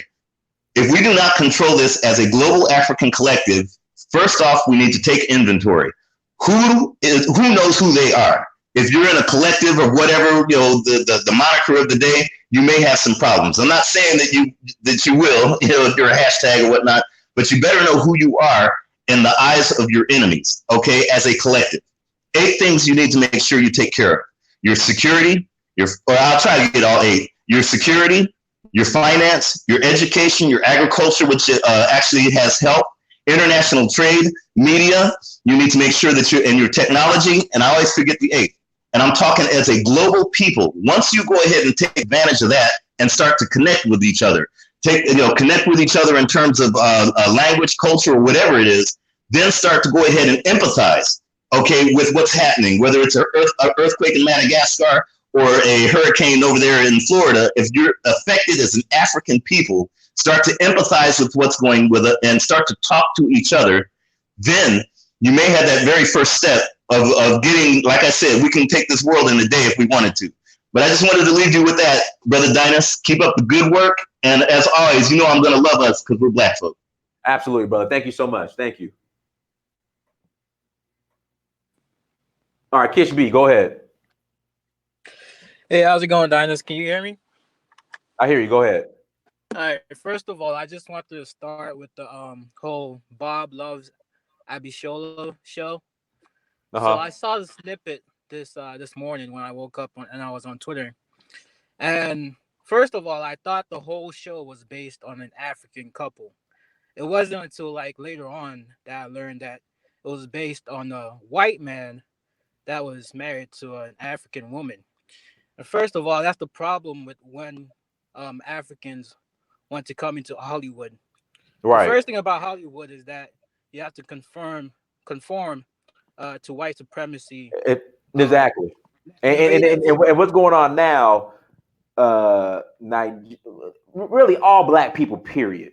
But but the thing is, Nigerians have Nollywood. Nigerians should be building up their own our infrastructure, our movie industry in Nigeria. But like you said, and they do it the most as far as conforming in order to get into Hollywood. Yeah, I'm gonna say that it's not just Nigerians that do Yeah, that. it's everybody. Because It's everybody. yeah, because Indians. First of all, have you seen all the Indian swirling Hollywood movies that are out there? It's usually a white man with an Indian woman, or a white man with an Asian woman, and this is all in Hollywood. It doesn't matter if you're African, Asian, or whatever. Once you enter Hollywood, which is controlled by mostly white people, white and Jewish people, you're gonna have to conform to their ideas or their narratives. So first of all, I want to say that the show is bullshit. Because even me as an African, I don't feel like I could watch a show like that. Where you from? I'm from Cameroon. Okay. Yeah. Um, we should talk about the conflict in Cameroon sometime. One day. Yeah, not today, Yeah. but one day. No Yeah, problem. it's interesting. But what I was gonna say is that I'm not gonna watch the show as an African because of the whole swirling thing. That's bullshit. I haven't my whole time being in America, I haven't ever seen an African woman that old in the show be married to a white man. So I don't really know how the show is trying to peddle the whole white Have man you been thing. to LA yet? But are they that old? I think most of the African women that get married to white people, white men, they're usually millennials. And the woman on the show looked like she was in her 40s or like 50s or something. Mm-hmm. You know what I mean? Mm-hmm. Unless you've seen different. But yeah, that was my first Look point like late 30s, maybe. in the show. Yeah, late 30s. Maybe. But yeah, that was my first point. And I think Nollywood. I think Nigerians can focus on Nollywood while at the same time getting roles in Hollywood. But I don't think they should. Let's be balanced. I agree with that. I can roll with that. Like I said, I have no problem coming in, learning, and then taking what you learn back to wherever you come from. Yeah. You know. Yeah, but I don't think they should be focusing on Hollywood, like they are doing right now, especially Right. the ones in diaspora. Because the ones in diaspora really they have a lot of knowledge that they can use and go apply it to Nollywood Right, and exactly. improve the standards in Nollywood. Another thing that I wanted to mention is the whole ADOS thing. Like you just had the conversation with the guy with the Israelite dude about how we should all focus on what we're doing and not intersect on what the other people are doing. I want to say that I support ADOS when it comes to reparations because I saw the whole.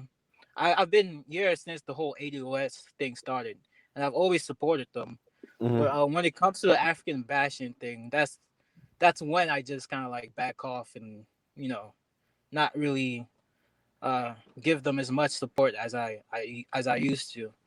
Um, what was I gonna say? Uh, okay, I also want to mention the whole. Uh, I think it's a lie when people say, Black America is the only one are the only ones who um are told to be Pan African or are told to Exactly. Yeah. No, that's not true at all. Yeah, it's definitely not true because I'll tell you this thing. The thing is, I'm on the continent every other month having Pan African discussions on the continent. So Yeah, it's not true yeah. at all. But go ahead. I'll say the people who say that those are the kind of people who don't know anything about Patrice Lumumba. They don't know anything about Cabral. They don't know anything about Thomas Sankara. If you ask them who these people are, they won't have an answer for you because they don't know who they are. Which is why they think that Black Americans are the only ones who focus on Pan Africanism when it's definitely not true. They'll probably only know Nelson Mandela, and he wasn't even that big of a Pan African in the first place. Um, I would say that's about it for now. Those are just that's everything I had to say. Okay, brother. I appreciate it. Thank you No for coming on. problem. Thank you for No coming on. problem. Have a good So day. everyone, please hit that like button as you come to the chat room. Greatly appreciate everyone who was in the chat room tonight watching. Lou Major, I sent you the link. Now, Lou, when you come on here, please do not say anything that will force me to take this video down. Please. Okay? Please do not say anything that will force me to take this video down. All right. But at the end of the day, this is the issue I have. Reparations. Okay, we get the reparations. The problem I have is that America is on a decline anyway. Even Martin Luther King said this. He regrets integrating us into a burning house.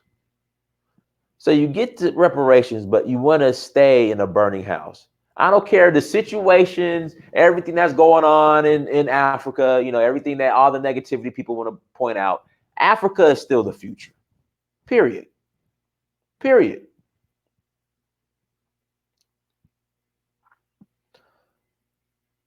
So it's like, I just don't get why you want to get a reparations check to stay here in a burning house when Africa is the future. But if you want to do that, that's fine. I have no problem with that.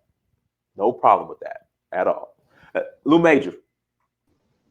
Lou, okay. Now, brother, hold on. Let me give you a disclaimer. Brother, don't say anything that's going to cause me to have to take this stream down. This is a great stream. Yeah, I'm sorry about the last time. I was just I'd gotten to a point of anger, and I shouldn't have gotten angry, and I lost my cool there, and so I apologize for that. So yeah, it's unfortunate you had to take that video down. I did make that one comment, and I understand that, but please understand, sometimes you do get to a place of frustration. James Baldwin said that the best to be Black and to be aware is to live a life in constant anger and frustration. Okay. So the first thing is I'm gonna comment on, I guess, on this ADOS thing. Well, actually, let me start off with reparations. I need Black people on this, all of us, to really come to terms with a certain reality, and that is, though we could get reparations, we certainly could, and though we are owed reparations, we certainly are.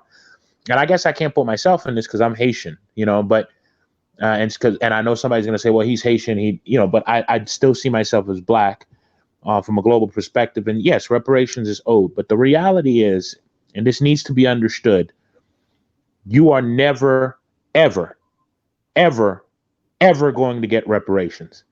As a matter of fact, the only reason reparations was being discussed in any serious way was because a white woman, Marianne Williamson, and as part of her presidential bid, talked about reparations and offered $100 million, and then it became a conversation.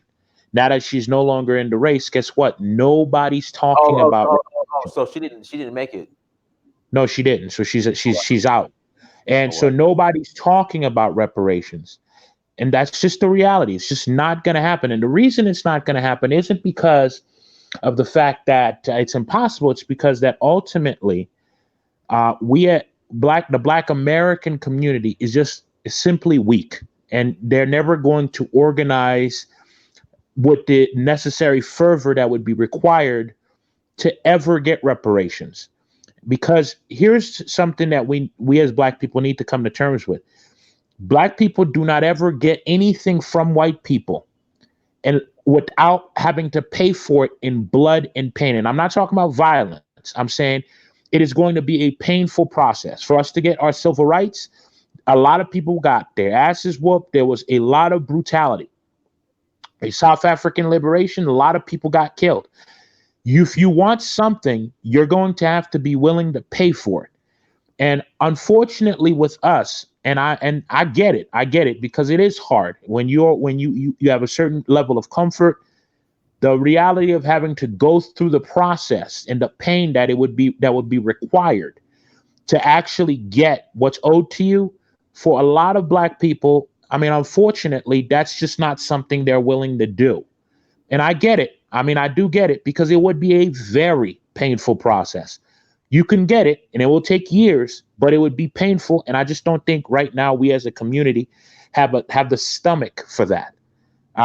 We're just docile. And unfortunately, a lot of our leadership, and I say this all the time, is female leadership. And unfortunately, right now, the big things within our community that we're talking about in the mainstream is Yeah. things like, Yeah, I was at a Black Millennial Conference a couple weeks ago. I stepped in at the Black Caucus. They're talking about putting an A, and no disrespect. I mean, my LGBTQ brothers and sisters, I respect y'all, but the topic of discussion was putting an A at the end of LGBTQ. right. And the reason for that is because our leadership is female. And here's how war works. When you conquer another group of people, the process is that you kill the men and you trap the women. Women are in war. Now, this is not their general value, but in war, we're just talking about in war, women are spoils. It's something you collect after you conquer. So, for example, after the Spanish conquered the Indians in the Americas, what did they do? They killed all the men, and then they raped the women and created this whole new race of people. And that's what, when the British conquered the Chinese, that's what they do, right? When the Japanese conquered the North Koreans, they had the comfort women. Women are in essence cannon fodder. They're spoils. Then the men, they just get killed because they're actual threats. And so with us, we're in a different type of war, but we are still at war. We have been in constant war and constant attack because, believe it or not, we're actually the one conquest besides the Arabs and then us are the one conquest in which case the West is not fully conquered us as a people. And the reason they haven't been able to fully conquer us as a people is because we have this innate ability, whether it's intentional or whatever, whether you believe in a God, where we somehow manage to survive things. So we are the only group of people that have dealt with economic warfare, psychological warfare, biological warfare, and actual full-blown warfare. Apartheid type of warfare we have endured, and it just didn't work. Like, the South African government, for example, former apartheid South Africa has now admitted to injecting people with AIDS, thinking that would wipe out Black people. That didn't work. There's been evidence of Ebola being put onto Black people to kill them off. That didn't work. You had the crack epidemic. They thought that would kill us off. That didn't work. You've had constant economic warfare of depriving us of resources, yet we've still managed to collect actually a pretty decent amount of resources considering our condition. And in addition to that, our culture is so attractive. Our men are so masculine that unfortunately we end up being the leaders, cultural leaders throughout the world. And so it becomes very hard to really kill off the men and then take our women. Now, what they've managed to successfully do is economically deprive us and psychologically neuter us. Now, they've done both of those things, but they've not been able to do the rest. And so that's why we've been constantly under attack.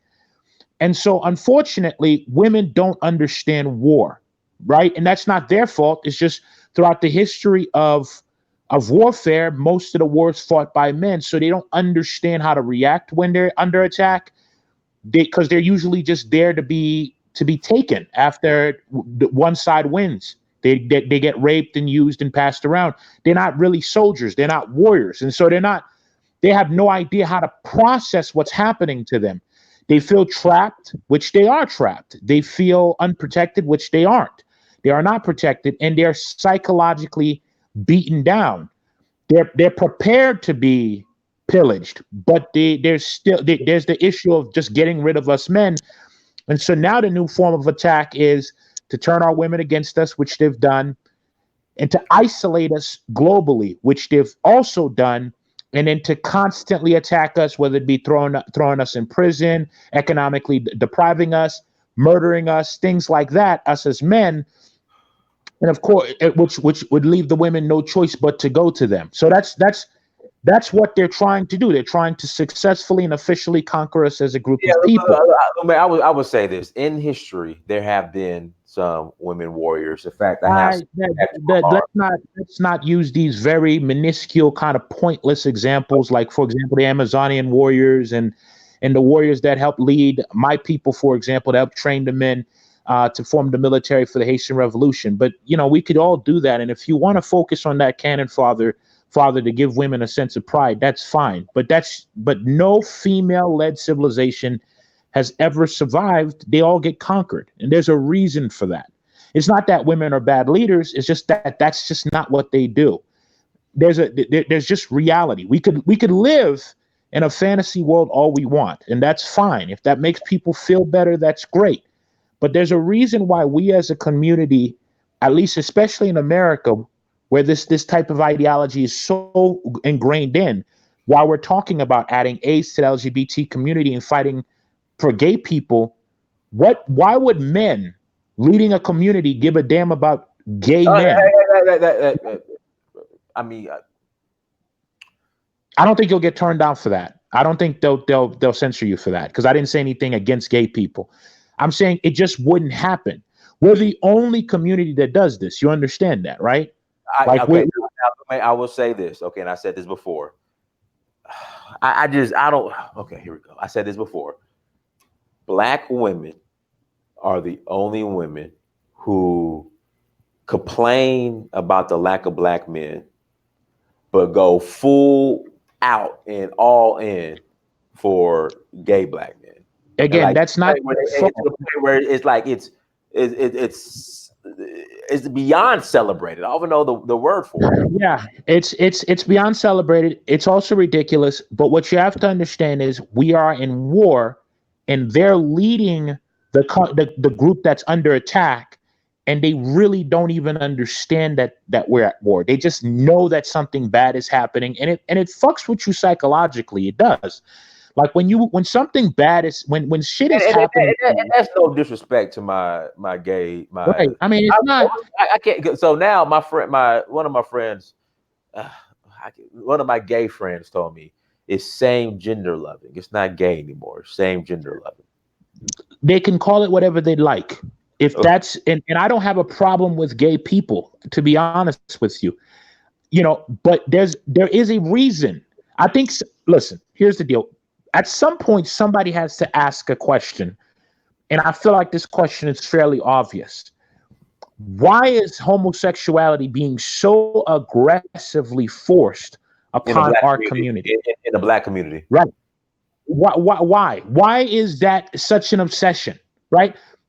Because you have to understand that. Like, if gayness, if homosexuality was just this thing that was a good thing and good for communities, that's and let's just assume that it is, then it would be something that would be getting forced upon all communities, right?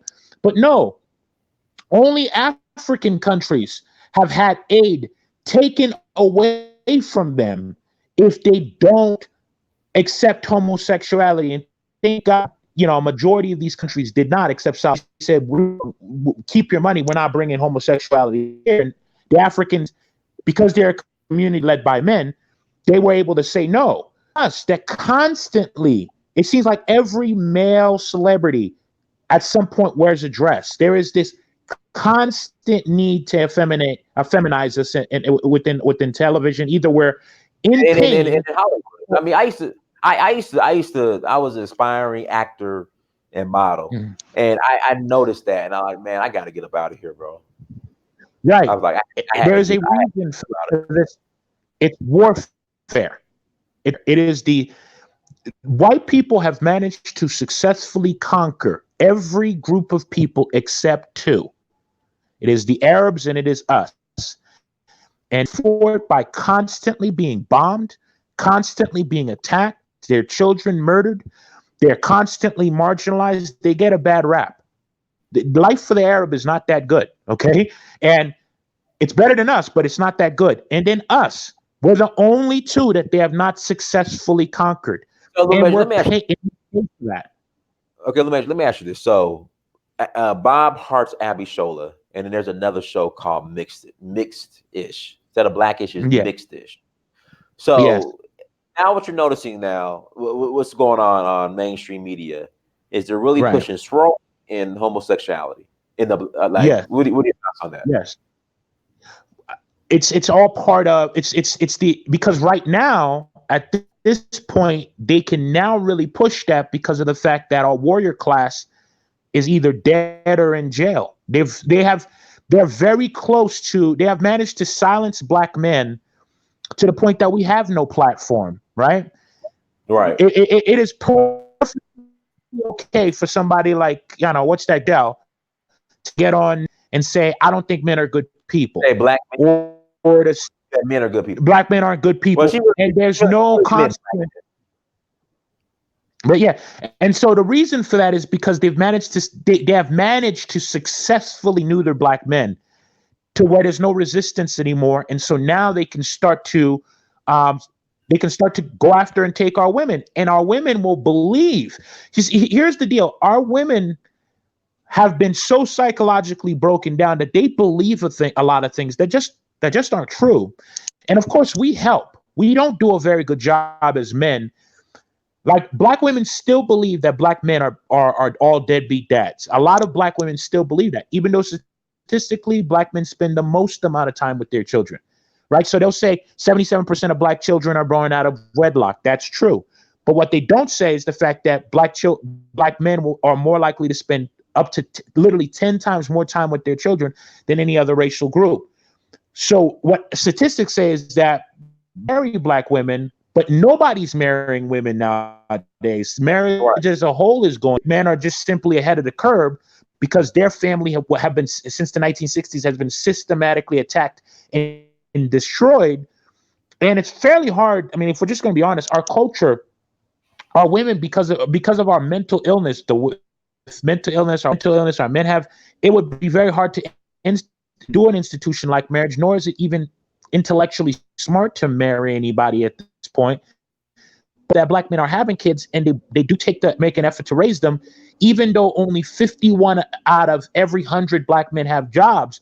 Black men still are making a lot of effort to raise their children. That's not talked about. So women really think that black men are out here abandoning their kids. They believe that. For example, 86% of the black men who do get married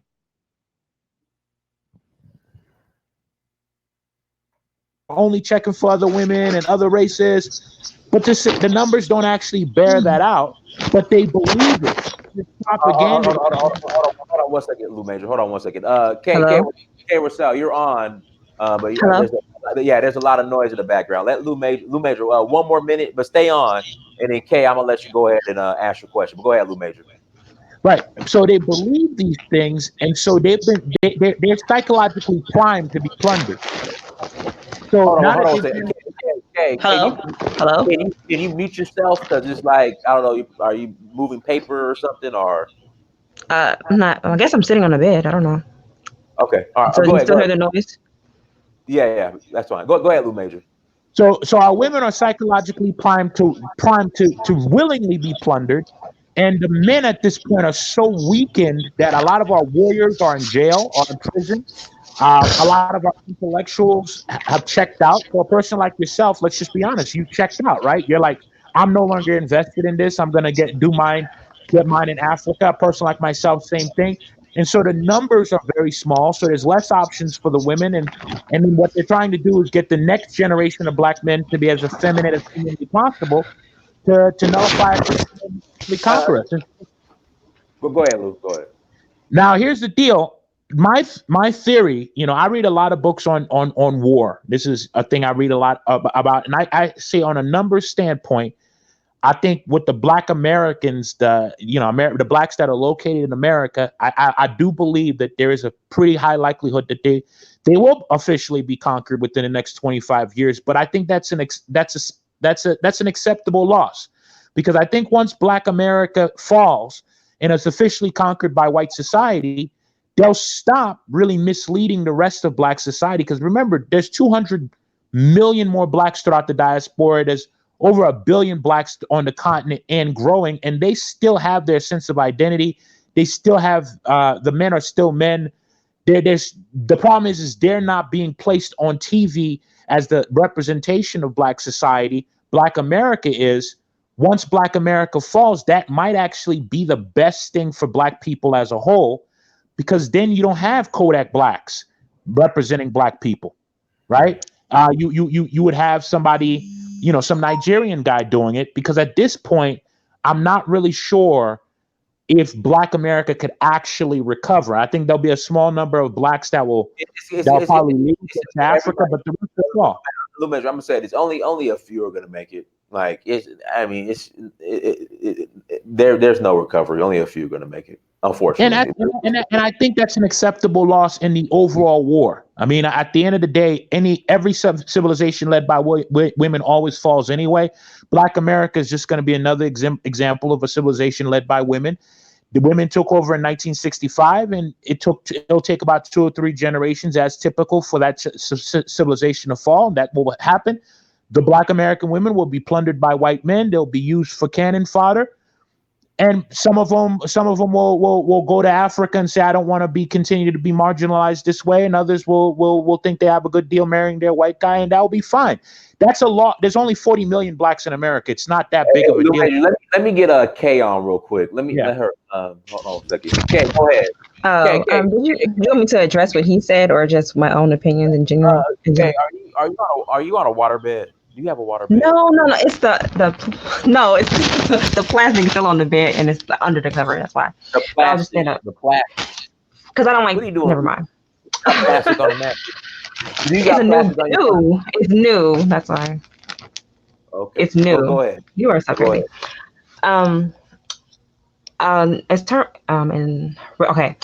In terms of Black Americans, I want to say, like, we had a very different type of slavery. What he's talking about, like, we all know this. We were the most removed from Africa in general, and then Caribbeans got their freedom about 30 years before us, and we had the least amount of slaves coming straight from Africa. So then we had this Jim Crow and everything like that. So we have a very different type of, I don't know, lifestyle or culture in general.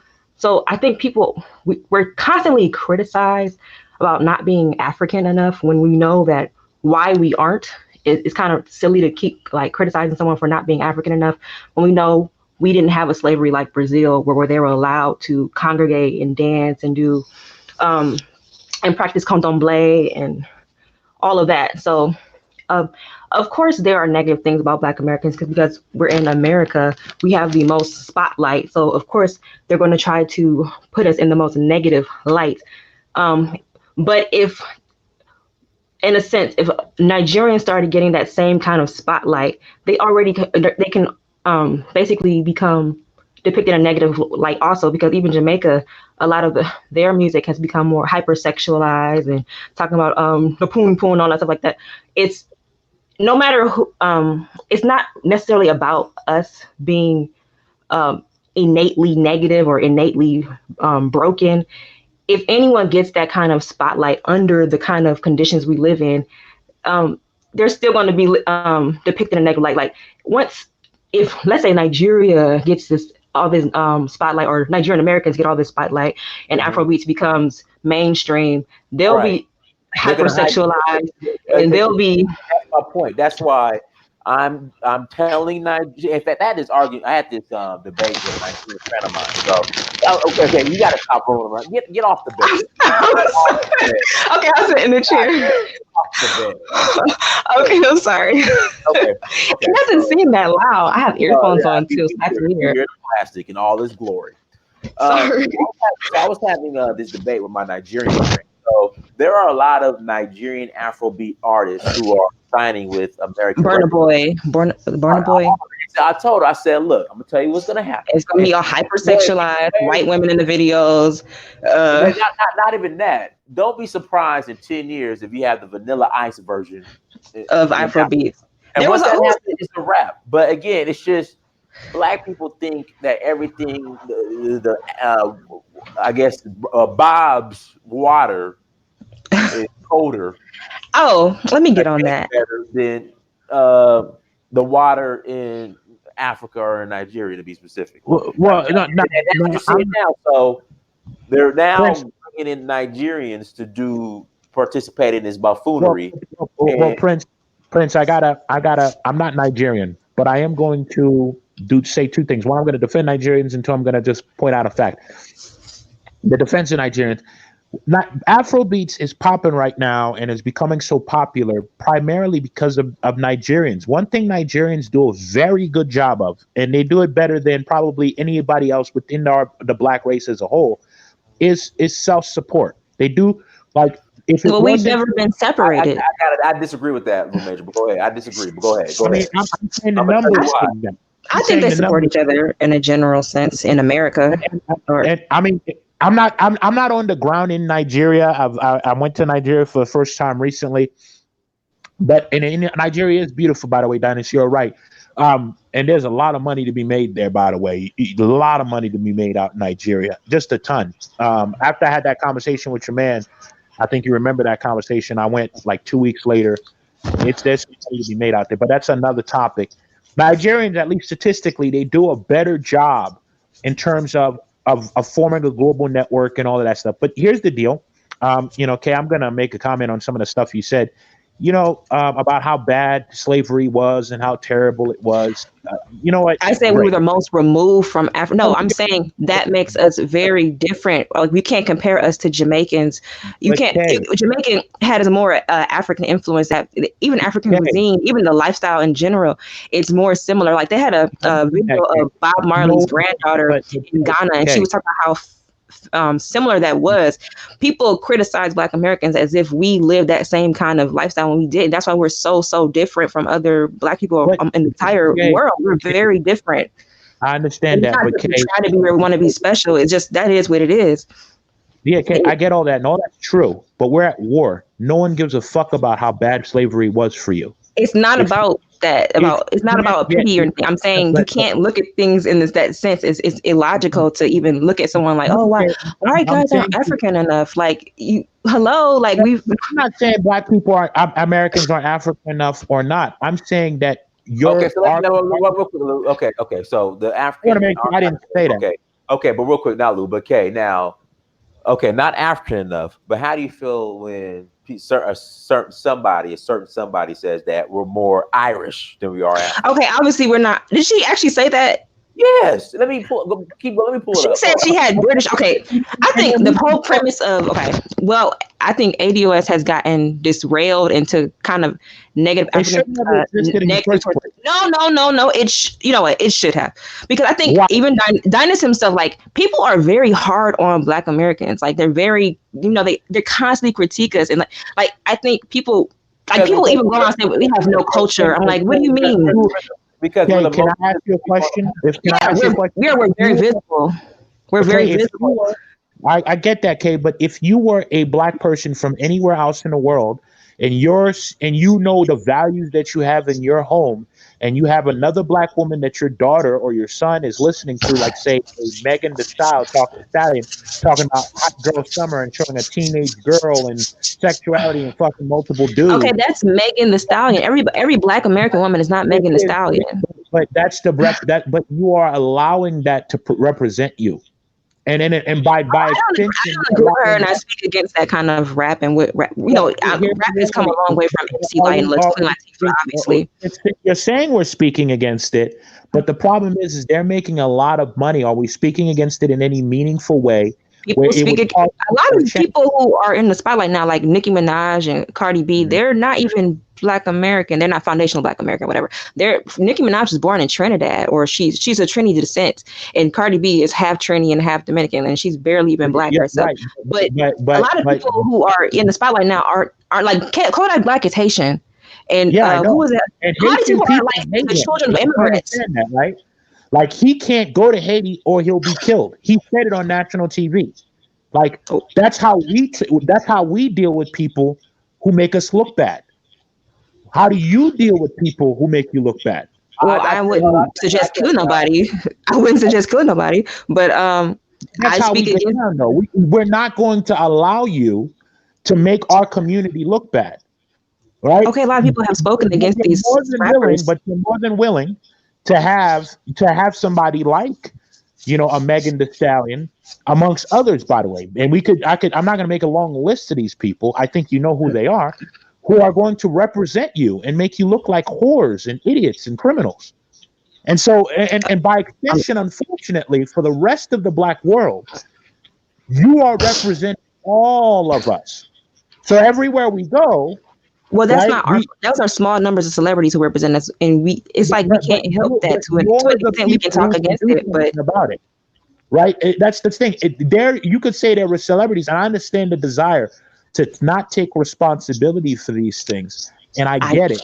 We can't. You don't feel like it's there a were problem. older women in the '80s speaking against negative rap, and they were talking about it. The deal. There's a reason that in the 1960s and before that, right, whenever somebody like Black would come out and would do stuff like that, because there were people who tried to do that stuff in our community back in the day too. They had pushback. I understand.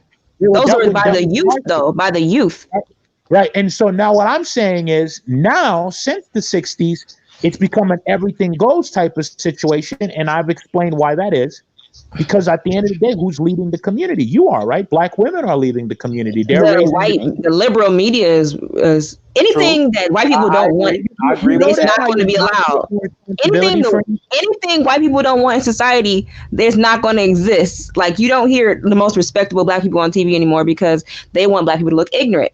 But they also now they're using a lot of people from different countries who don't kind of really know any better. Like, Issa Rae said people were telling her she wasn't Black enough, so she said she handed in a note of slang because she thought that's the basis of being Black American, is just saying yo, just slang or whatever kind of slang they used in the 1990s, or like bop or whatever. But now a lot of, like I said, a lot of people in the media aren't even like Love and Hip Hop is produced by a Haitian. World Star Hip Hop was originally by a Haitian. That is on a Black American woman. Now I'm not trying to be. The Black American woman. You mean because she was born in America? Huh? You mean because she was born in America, but she is of Haitian descent. Her family is Haitian, just like Kodak Black. Okay, hold on. But this is the issue. I Love and Hip Hop, Real Housewives of Atlanta. These are. There's a lot of Caribbeans in these people. There's a lot of Caribbeans. No. But at the end of the day. Okay. So I guess the argument is 9-8. Let me finish. No. I'm not saying no ADOS has ever represented us in a negative way. Of course they have. I'm saying, but now a lot of people are trying to turn against this. A lot of people in their 30s and 40s are like, I'm really tired of this slutty rap. I'm really tired of Black women looking crappy in the media. But now the people like who are writing a lot of, if you look at a lot of articles like the Griot and all that stuff, a lot of they're not ADOS. They're the children of immigrants. Again, so it's easier for them to be led astray. It's easier for them to be led astray because they don't really know any better. Okay, but I understand that. But at the end of the day, they will find ADOS who are willing participants for. Okay, and that's fine. I'm not saying it. Reason that they give no personnel will partake in anything. If you want to call it money. I call it Black America because there's a lot of people who are descendants of Blacks from other parts of the country, just Black of the world. Black America. The reason Black America is, unfortunately, and it's sad because it's going to be a heavy loss, because Black America has the most potential, has the most talent, has the most resources. And so losing Black America for the war that is currently going on and the war that's going to come, to be all of the world is dominated. All Black people are dominated by whiter or white adjacent. Domination. But let me say this. Let me say this though. Now, so this is not what we're gonna do. So we're not gonna. So a lot of the Captain Black Americans want to paint this picture that the minute you show up to Ghana and step outside of the airport, that AmeriCom and Officer Aaron Wilson. We can't go to Africa, man, because Africa, white supremacy is worldwide. Well, in a sense, it is. I get what you mean. You live more liberal. That's a start. Let's just not okay. I mean, I really need you to understand that I don't know where you're getting this from, and I get where you might have thought that because of the fact that a lot of the propaganda machine. This is not your fault. I'm not blaming you or Black Americans for that matter. I was married to a Ghanaian, right? So he was very brainwashed. I'm saying that what they learn in school about Black American and just with the world, how they see the world, they're very colonized in school. And even that is 100% true what you just said. But what you may not also realize is actually Ghana, Nigeria, South Africa, at least those three countries have recently made huge changes to their educational system. I don't know about how Nigeria is going to implement it, but I know Ghana has. That is going to be more that is more Afrocentric. And so they're taking control of these things. Unfortunately for Black America, and I know that this is not your fault. I don't blame you. I know a lot about African history, like a lot, like intensively. I believe you. And that's good that you know why you know so much about African. It wasn't because of him. No, not because of the African, but because Africans did preserve it. And a lot of some Africans know about their history too. Some don't. It depends. But what I will say is Africans have managed to preserve their culture. Now, of course, they were not enslaved. They did not go through the brutality. No one is going to disagree with you in terms of that. There has been an absolute level of brutality within the trans-Pacific slavery that extends from America all the way down to South America. It is brutal.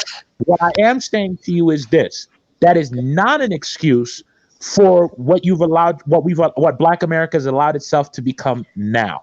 It's not allowed. We're a minority. Like you're talking like we're like the Chinese people are the population. I mean, in one country, like. It's hard to control the whole thing when you're the smallest. No, it's not. Okay, well, why did Haiti win the revolution? Because they were in majority. I hate that's why I keep saying like people are comparing countries that are like 80% Black, 90% Black, and comparing them to like the smallest amount of Black people in one country, and like, oh guys, why didn't you succeed? We're outnumbered, outgunned, outmilitarized. Like we don't have that here. Nobody's telling you to take up arms and go after and go to war with the white man. What their people are telling you is, don't get on TV, shake your butt, and tell teenage Black women to fuck as many guys as they can. Right? They're saying don't take your men to child support court and make it a public display on television. Right? These are basic things that we can do as a community. Nobody forces us to do these things. And I say us because I don't separate myself from Black Americans. I may be of Haitian descent, but I grew up in America. I have an American passport along with a Haitian passport. That's not the same thing as being somebody who has a 200-300 year lineage.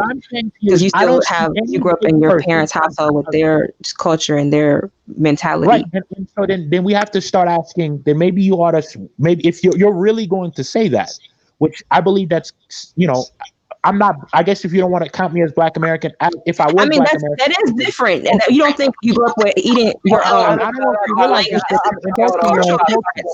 on, real quick. Hold on. I'm just okay. Where's this conversation going? I'm confused. I don't know where he's. I mean, I'm just following him. So what do you mean? He's the one saying this. Listen. K. Look, my position. Let me get this back on actual course. And they say something, and I'm gonna let Crypto Black jump in. But go ahead. Let's get this. We're talking about the whole thing about Nigerians, Black ADOS sitting on Bob's lap. And what I'm saying to you is, this brings me back to something that Killer Mike said at the Revolt conference, and that is a lot of people argue about who has the best masters when we should be, killing the masters. I agree. Right. And what I'm saying is within Black America can play an important role in the global Black struggle. I don't think Black America is in position to do that because its leadership doesn't even understand that it's at war. And apparently, according to Kate here, the culture seems to be such that it creates an inferior mindset. I don't know what Kay was trying to imply by saying that because I have growth. Hold on. No, I'm saying sometimes you are on the outside looking in. Sometimes you're on the outside looking in rather than. Crypto Black, go ahead, Crypto Black. Okay. Can I ask one question and then Crypto Black, and I'm just gonna shut up. Hold on, let Crypto Black just ask something real quick. Crypto Black, go ahead. Yeah, go ahead. Hold up. Yeah, I just wanted to bring it home, just be real short and sweet. Basically, the answer is bridging the gap Africa is first before this whole American descendant of slaves. That right out there, we're in the United States of America. The Americas is the Caribbean, South America. We're just a part of the Americas. The answer is Africa. Exactly. Africa have to be strong first, then Exactly. it can bring us in. You can't go from the outside trying to under everyone else's government, trying to be the best black people when the answer is Africa. If we take our knowledge and use the resources in Africa and building the gap, building the bridge between the diaspora and Africa, building Africa up, then have a place that's home where we have the government where when they're strong, different nations are strong, we're able to fight for the reparations over here because you can hold people you have leverage then. But you can't sit I here and ban absolutely agree, people crypto. when you have no power. I mean, at the end of the day, I think like what Kyla was saying, if they can just turn the water off, and what you gonna do? How you gonna drink? You have no power, no leverage. But if you're working to build up the continent of Africa and different countries and building them up, and then once they're big and strong, then we can come back and say, hey, you guys owe us, and we have these different governments to back us up. Nigeria can shut down some cocoa, everything. You see what I'm saying? Yes, That's sir. how you. That's how you win a war. Yeah, That's how you you're build up the absolutely right. other. But I need you to understand, crypto. You're a male. That's why you're thinking like this. But men are not in to make to really lead our community in the United States in particular to be to that type of thinking. Right now, most of what Black America's talking about is how hard it is to be for a Black woman, hair, doing the therapy, Well, shit we like do get that. therapy, honestly, but whatever. We're at war. I get what We you're could get saying, but therapy after the war is over. That's what I need you to understand. We are at war. Do you think okay. that men who No are one's saying in do you think the soldiers in Yemen right now don't have psychological issues, don't have PTSD? Do you think they're saying, "Man, I need to go see a therapist"? No, they're at war. We could go ahead and deal with the therapeutic stuff after the war is over. Of course, we need therapy. It's 500 years of trauma. Of course, but you're at war right now, and unfortunately, I get it. It's not your fault. You just don't understand the situation that you're in. I do understand. I don't believe you, because if you did, you wouldn't be coming on here making excuses for Black people. It's not about excuses. You're talking about how bad it is for you and how tough it is. We get it. That's It's what I'm tough. saying. You're talking from and no one. You're trying to twist my words and make it sound different than what it is. Did anybody hear differently? That's what I heard you say. Did somebody hear her say something differently? Because that's Hold what on, you hold on. did. Let Kay speak. Okay, Kay, what do you go ahead. What are you saying? Like what? That was not what I said. First of all, I Or what did said, you okay, okay, what did you let Kay speak? What did you say, Kay? Go ahead. let somebody else speak because I can't talk. Okay. Well, what we're gonna do, we're gonna close out. So, because Okay. I've been on here almost a little over 2 hours, so it's time for me to go to bed. All right. So, Lou Major, you got 2 minutes. 2 minutes, and go ahead and close out. 2 minutes. Okay. I mean, I think with Nigerians coming over here with their pursuit of opportunity and doing in Kunin, which that happens, then I guess this ADOS movement, I guess I'm not sure what they're feeling, but they're feeling, I guess, attacked or whatever they might be feeling. Man, no, I think I'm gonna tell you what it is. ADOS feels that non-ADOS are taking all the opportunities that Bob is offering.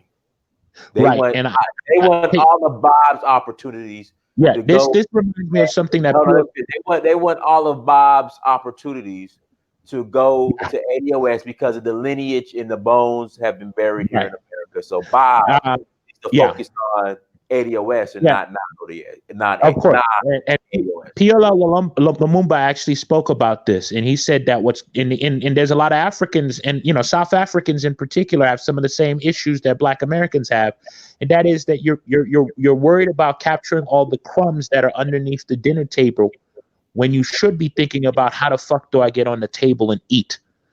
And so ADOS feels possessive of scarce opportunities that Bob scares down, but these are crumbs.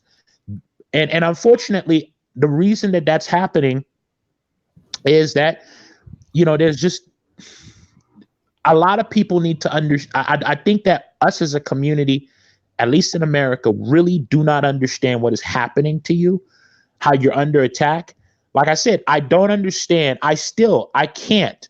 And I wish Kay had stayed on and could have explained this. Why Black women like gay men so much? Why Black women are so into the LGBTQ community? That is not in your best interest, right? But again, when you don't understand that you're at war, you're gonna do something like that, right? And so, unfortunately, I think there's two outcomes that could possibly happen for Black America. I'm a little bit more optimistic than you, Dynast, in the sense that I still believe that maybe there is a way that the community in America could wake up and they can understand that they're at war. What community? Well, Black Americans. Okay, I'd like to believe that at some point it's going to be a small. And even if it's small, even if we lost 90% of the Black community and there's only 4 million Black Americans left, but it's quality Black Americans, that's good. That we could still recover from that. It'll take time, but we could recover from it.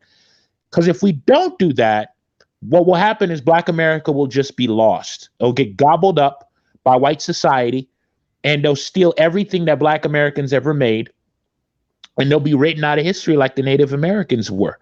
And if that's what they choose to do by continuing on, and at this point, I think Black men in particular, this is where I do put some onus on Black men. They need to realize, look, the women have been in charge for 50 years, and things have just gotten worse. And Black men need to be brave enough to say, you know what? Y'all need to shut up. This is not for you. We're going to take Lulu, that's toxic masculinity. There comes a point where you tell a child to shut the fuck up, right? I'm not saying women are children, but I'm saying that in terms of war, that's exactly what they are. And so at some point, I think Black men need to just be brave enough to say, listen, ladies, y'all going to need to shut the fuck up and do what you're told for now. We're going to get us through this. Then we'll care about what you have to say. And then when it's time, when on the other side, then we do need to honor that and give women a space to vent their grievances and try to solve these issues. But right now, we need to understand that we're at war. Lou Major, when did you say Maxine Waters is bad and John Lewis is good? When did you say that? I never said that. Yeah, some people, that's where some of y'all are just remedial in the chat room. But go ahead. I said the community as a whole is led by women, and it is. That's a fact. We're a matriarchal community in the United States. It's a fact. And if you as a man don't like that, do something about it and take control of your community, right? Because at the end of the day, I think the women at this point just want somebody to do something. I don't think they like this. I'm just gonna be honest. I'm building my community in Nigeria and in Africa. I understand that, I understand. Listen. Before the whole Wesley Muhammad situation happened, where the Black women literally went back to that salon the next day. Tyrone Muhammad. Is it Tyrone Muhammad? Yeah. Whatever his name. I was actually pretty optimistic about Black women, and if I've been on this call before, and I've said, no, I believe in Black American women, but it may be a fight that's not worth fighting at this point, and that might be the case. But it's not worth it. It's not worth it. I'm fine. Africa is the last. My fight is in Africa. I agree with you, and I think that might be the only the last solution left. But I would say the last hurrah that Black men ought to do, and this is where I'm going to put a lot of onus on Black men, is to just tell the women to shut the fuck up and sit down and take the lead. Okay. Lou. I don't think you'll get pulled off for that, right? I don't say, but no, Lou, we can't say it. We can't say it. You can't. What can I say? I understand where you're coming from, but we can't. Well, the men need to go ahead and take a more prominent role. Can I say that? Okay, you can say that. Okay, need to take a more prominent role Let me give this in a disclaimer. community. The opinions and views of lay major Oh, are not come on. What search did I for. say wrong now? Okay, no.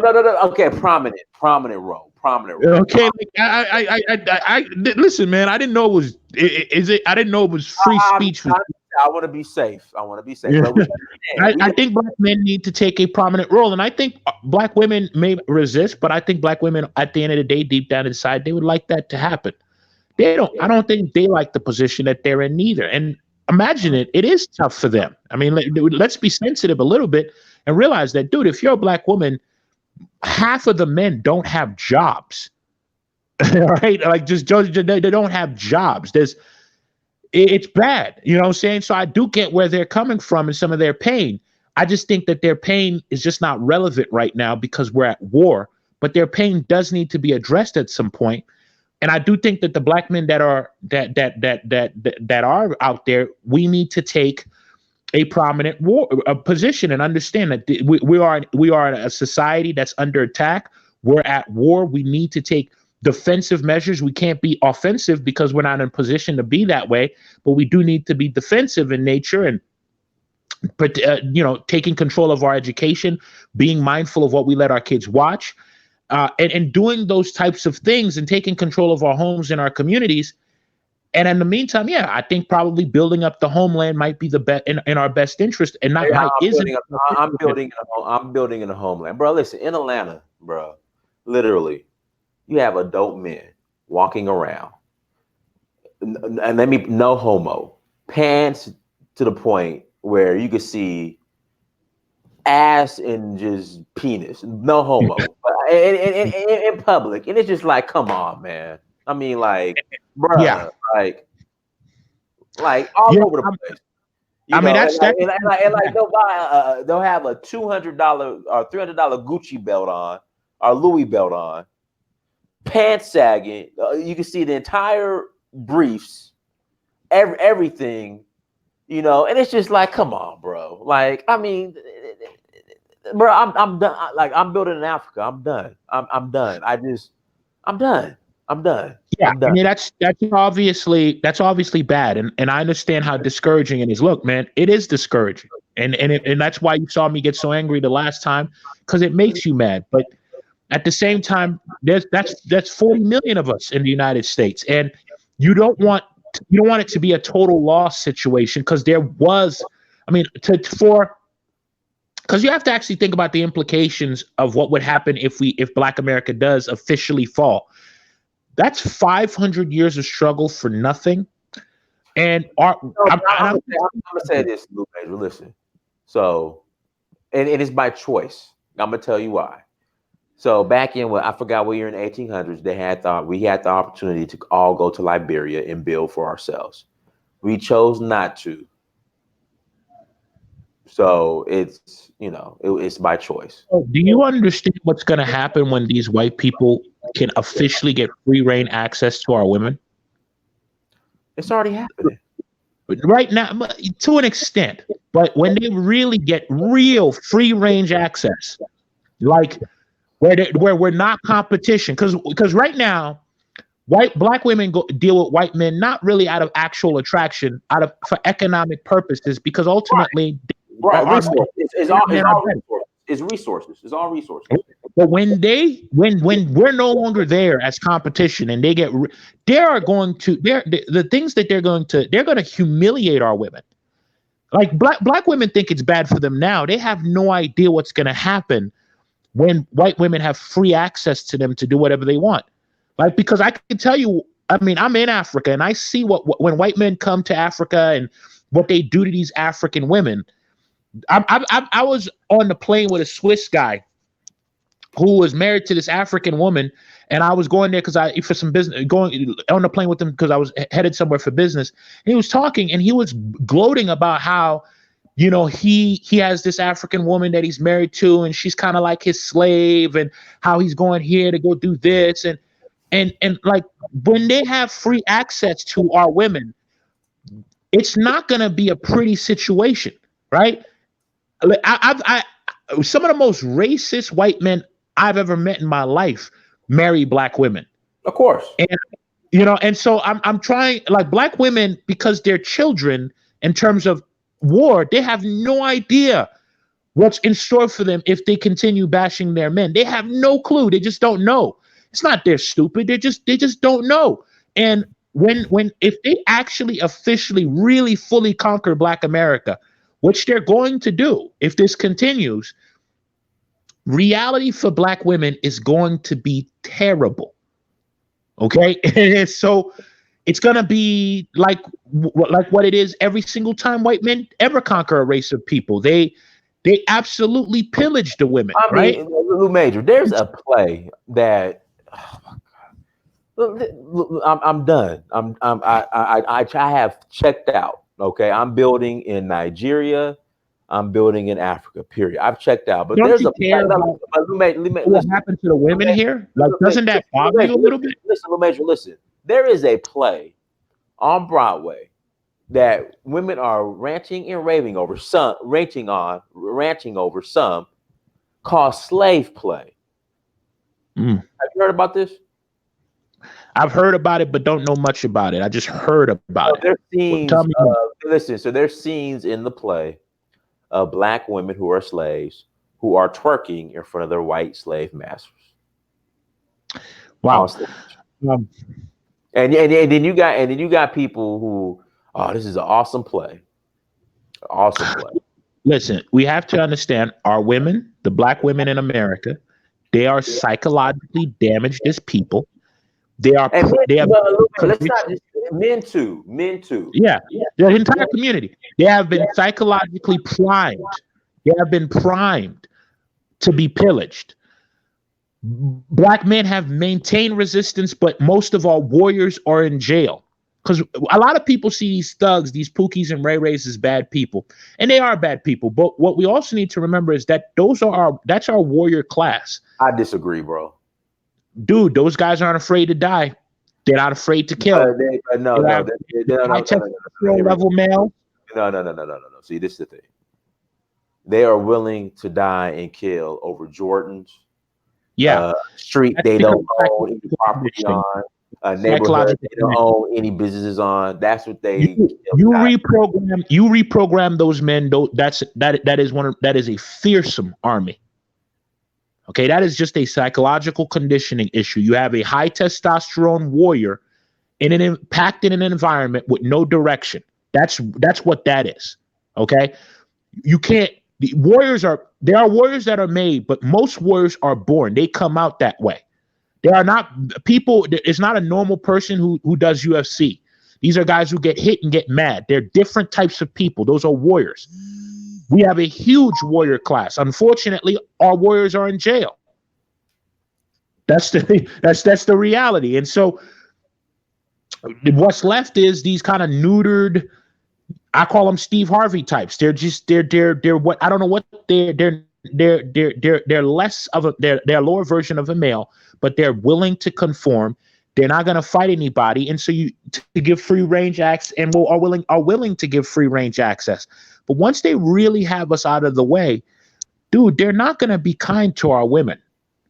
And that's what I think you need to really think about that. Like, listen, they're punching our women in the face now, and we're around, right? What do you think is going to happen when we're done, when we're completely marginalized, when we have no ability at all to retaliate or do anything to defend them? What do you think life for them is going to be like? If they're punching our women in the face now, without fear of retribution, right? What do you think they're going to do when they know that there's no retribution? Our women are not bright enough in this arena, which is war, to understand what's about to happen to them. And so they're what's called useful idiots. When a person doesn't know what's going on, they become a useful idiot, right? And as Chomsky says, what happens to the useful idiots after the attacking force takes power? They're the first that's put in the gun range. They're first people executed because they're first to get disillusioned to the reality of what they just helped do. Black women are that. They're useful idiots to. No, come on, Lou, come on, Lou, come on. Men too, black men too. Black men too. Yeah. I'm saying, unfortunately, I have to speak about the women because they're the leaders right now, right? Black men, I think my view of them is actually 10 times more grievous than that of black women, because black men, at some point, you need to understand that your women are leading and they shouldn't be, and you need to take control of your community. That's the worst type of thing that could be. It's cowardice. Black men are actually cowards. Black women are just ignorant. They're not cowards. They're just ignorant. Black men are cowards. They're too afraid to do anything, right? And so that's actually far worse than anything the women are going to do. But I'm trying to speak to the women because they're the leaders to help them understand that, bro, if you keep on assisting your enemy and attacking your men, your warriors, when your warriors are all gone and it's just you in your opposition force and they have their warriors, they're not going to be kind to you.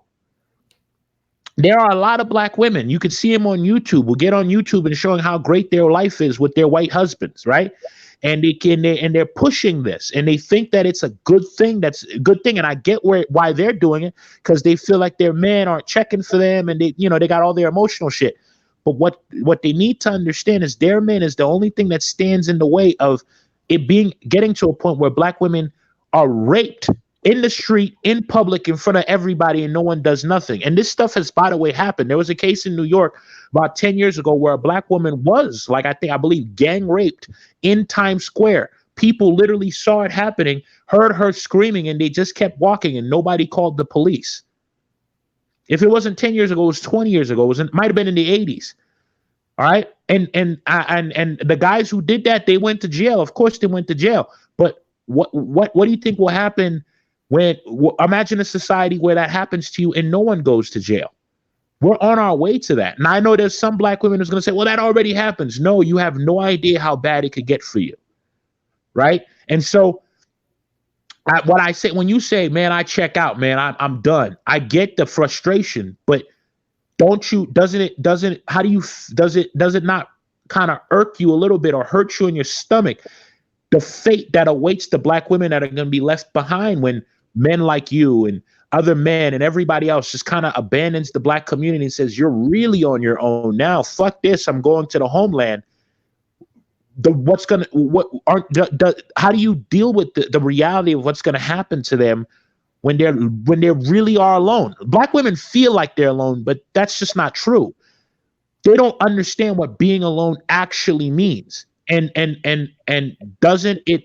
I have a question. My question is, how do you kind of rectify that thought of knowing you're going to be leaving a lot of women alone with some pretty gnarly, historically gruesome people who are going to do pretty gnarly and gruesome things to them? Does that not bother you at all, or how do you deal with that? I mean, it does, but I mean, this is a lost cause. Like I'm building in Africa. My fight is going to be there. Like brother Obadiah Kabone said, and you're in Ghana, he's in Ghana too. He said, in America, you're behind enemy lines. In Africa, you're you're in front of enemy lines. So, And so do you think that I feel bad? I feel bad. That's why I just don't understand the logic of the Captain Black American. I don't get it. It's psychological warfare, psychological conditioning. Do you understand that during the apartheid struggle, there were literally black people who would get on TV and do interviews and defend apartheid? I'm pretty sure. Of course. I can't remember the name of the guy. Matter of fact, it was so bad that this guy named Christopher Hitchens, who's dead now, is a white guy, was doing an interview with PBS, and this particular black man's name was brought up. You could look up the interview. I just can't remember his name off the top of my head. And even he, this really kind of uppity, highly educated British man, pretty much called a black man a coon because he couldn't believe that a black man would actually get on TV and defend apartheid. But it happened. It's psychological conditioning, man. And psychological conditioning, again, that's what happens when a group people. You got black people here in America who defend Christianity. I mean, who defend slavery because that's when white people gave us the Bible. Right. Again, but Are those people warriors though? Of course not. Our warrior class is in jail, right? And I know you don't understand that, but bro, these guys are warriors, man. I'm trying to, but I don't know. Okay. So what are these guys, these gang members, the Mel Murders and Shotties of the world? What are they? Well, they are guys who are high testosterone level alpha males, meaning they have aggression. They're not afraid of violence, right? There are people who are made that way, but a majority of people are born that way. They're born. They come out their mom's vagina that way. Okay. Those types of men need to be conditioned. They need to be trained, typically by other men similar to themselves, on how to use that aggression. That's how you have a warrior class in a society. Stop the show. T. Kelly just said something very profound, and this is my point. Wrong. They ain't in jail. Those knuckleheads will turn on you. I agree. Who on the chat is familiar with the Nation of Islam? And I'm not a member of the Nation of Islam.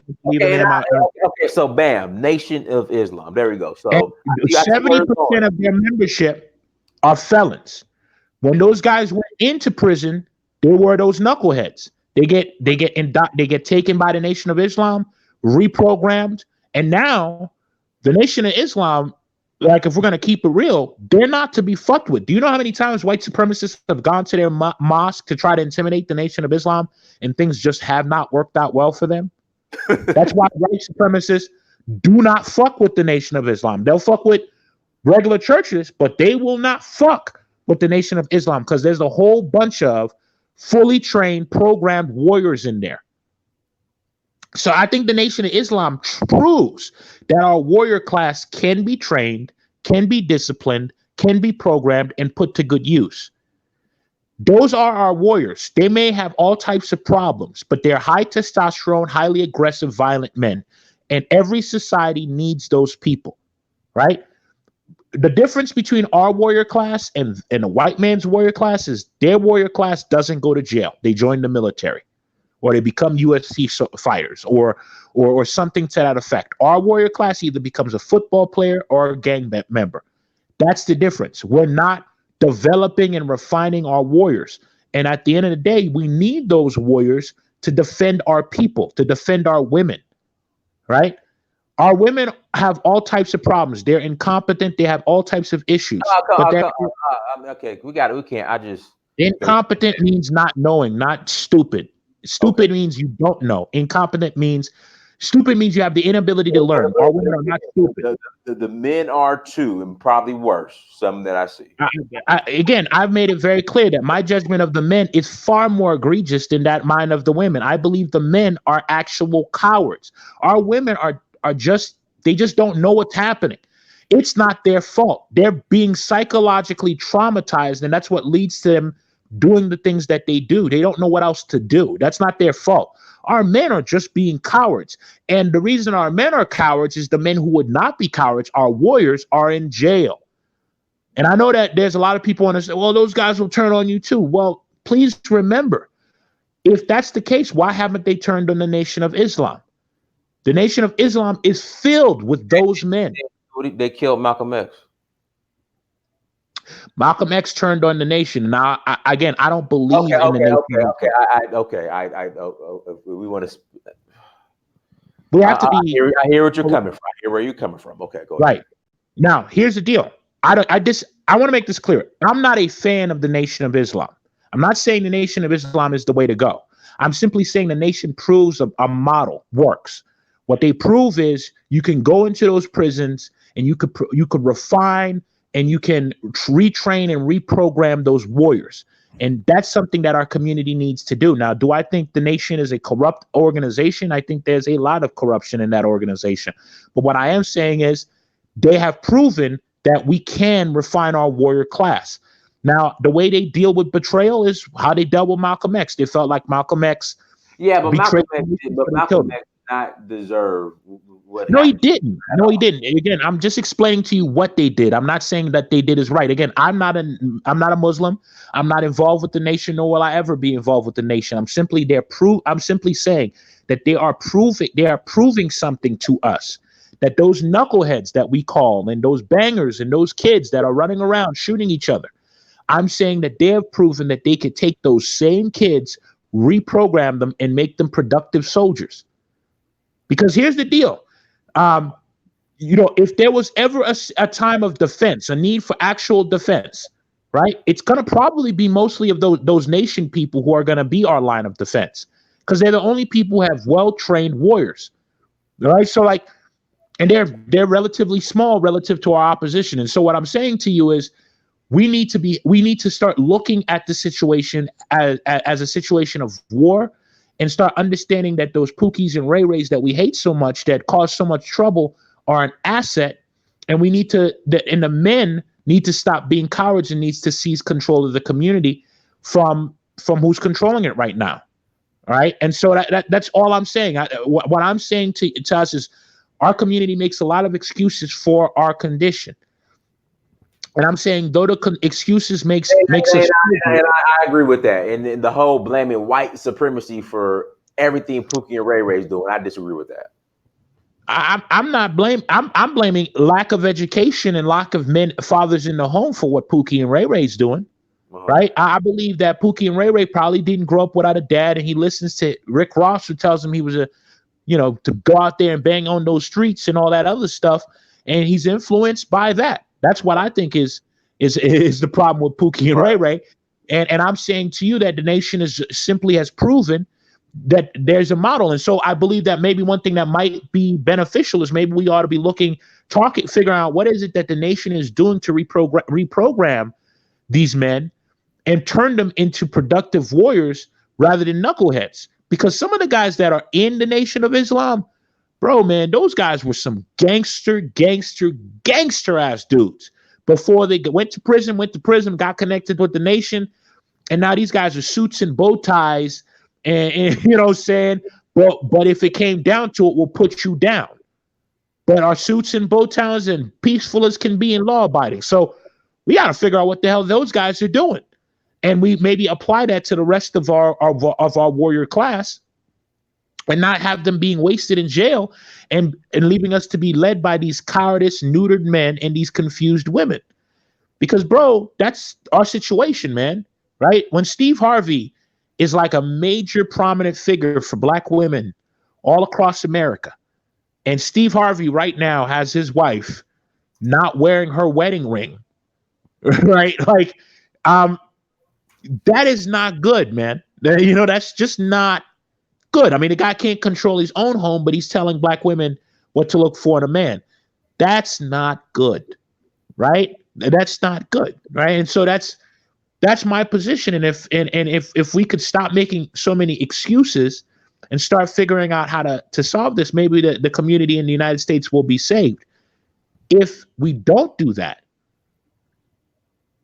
Cool. All right, brother. Well, what we'll do, we'll go ahead and close out. Everyone, thank you so much for joining us. Make sure you go to dynastamir.com. Go to dynastamir.com. Hopefully you guys enjoyed the conversation. Make sure you like, share, and subscribe. Until next time, family, Dynasty Amir, search for Huru. Peace.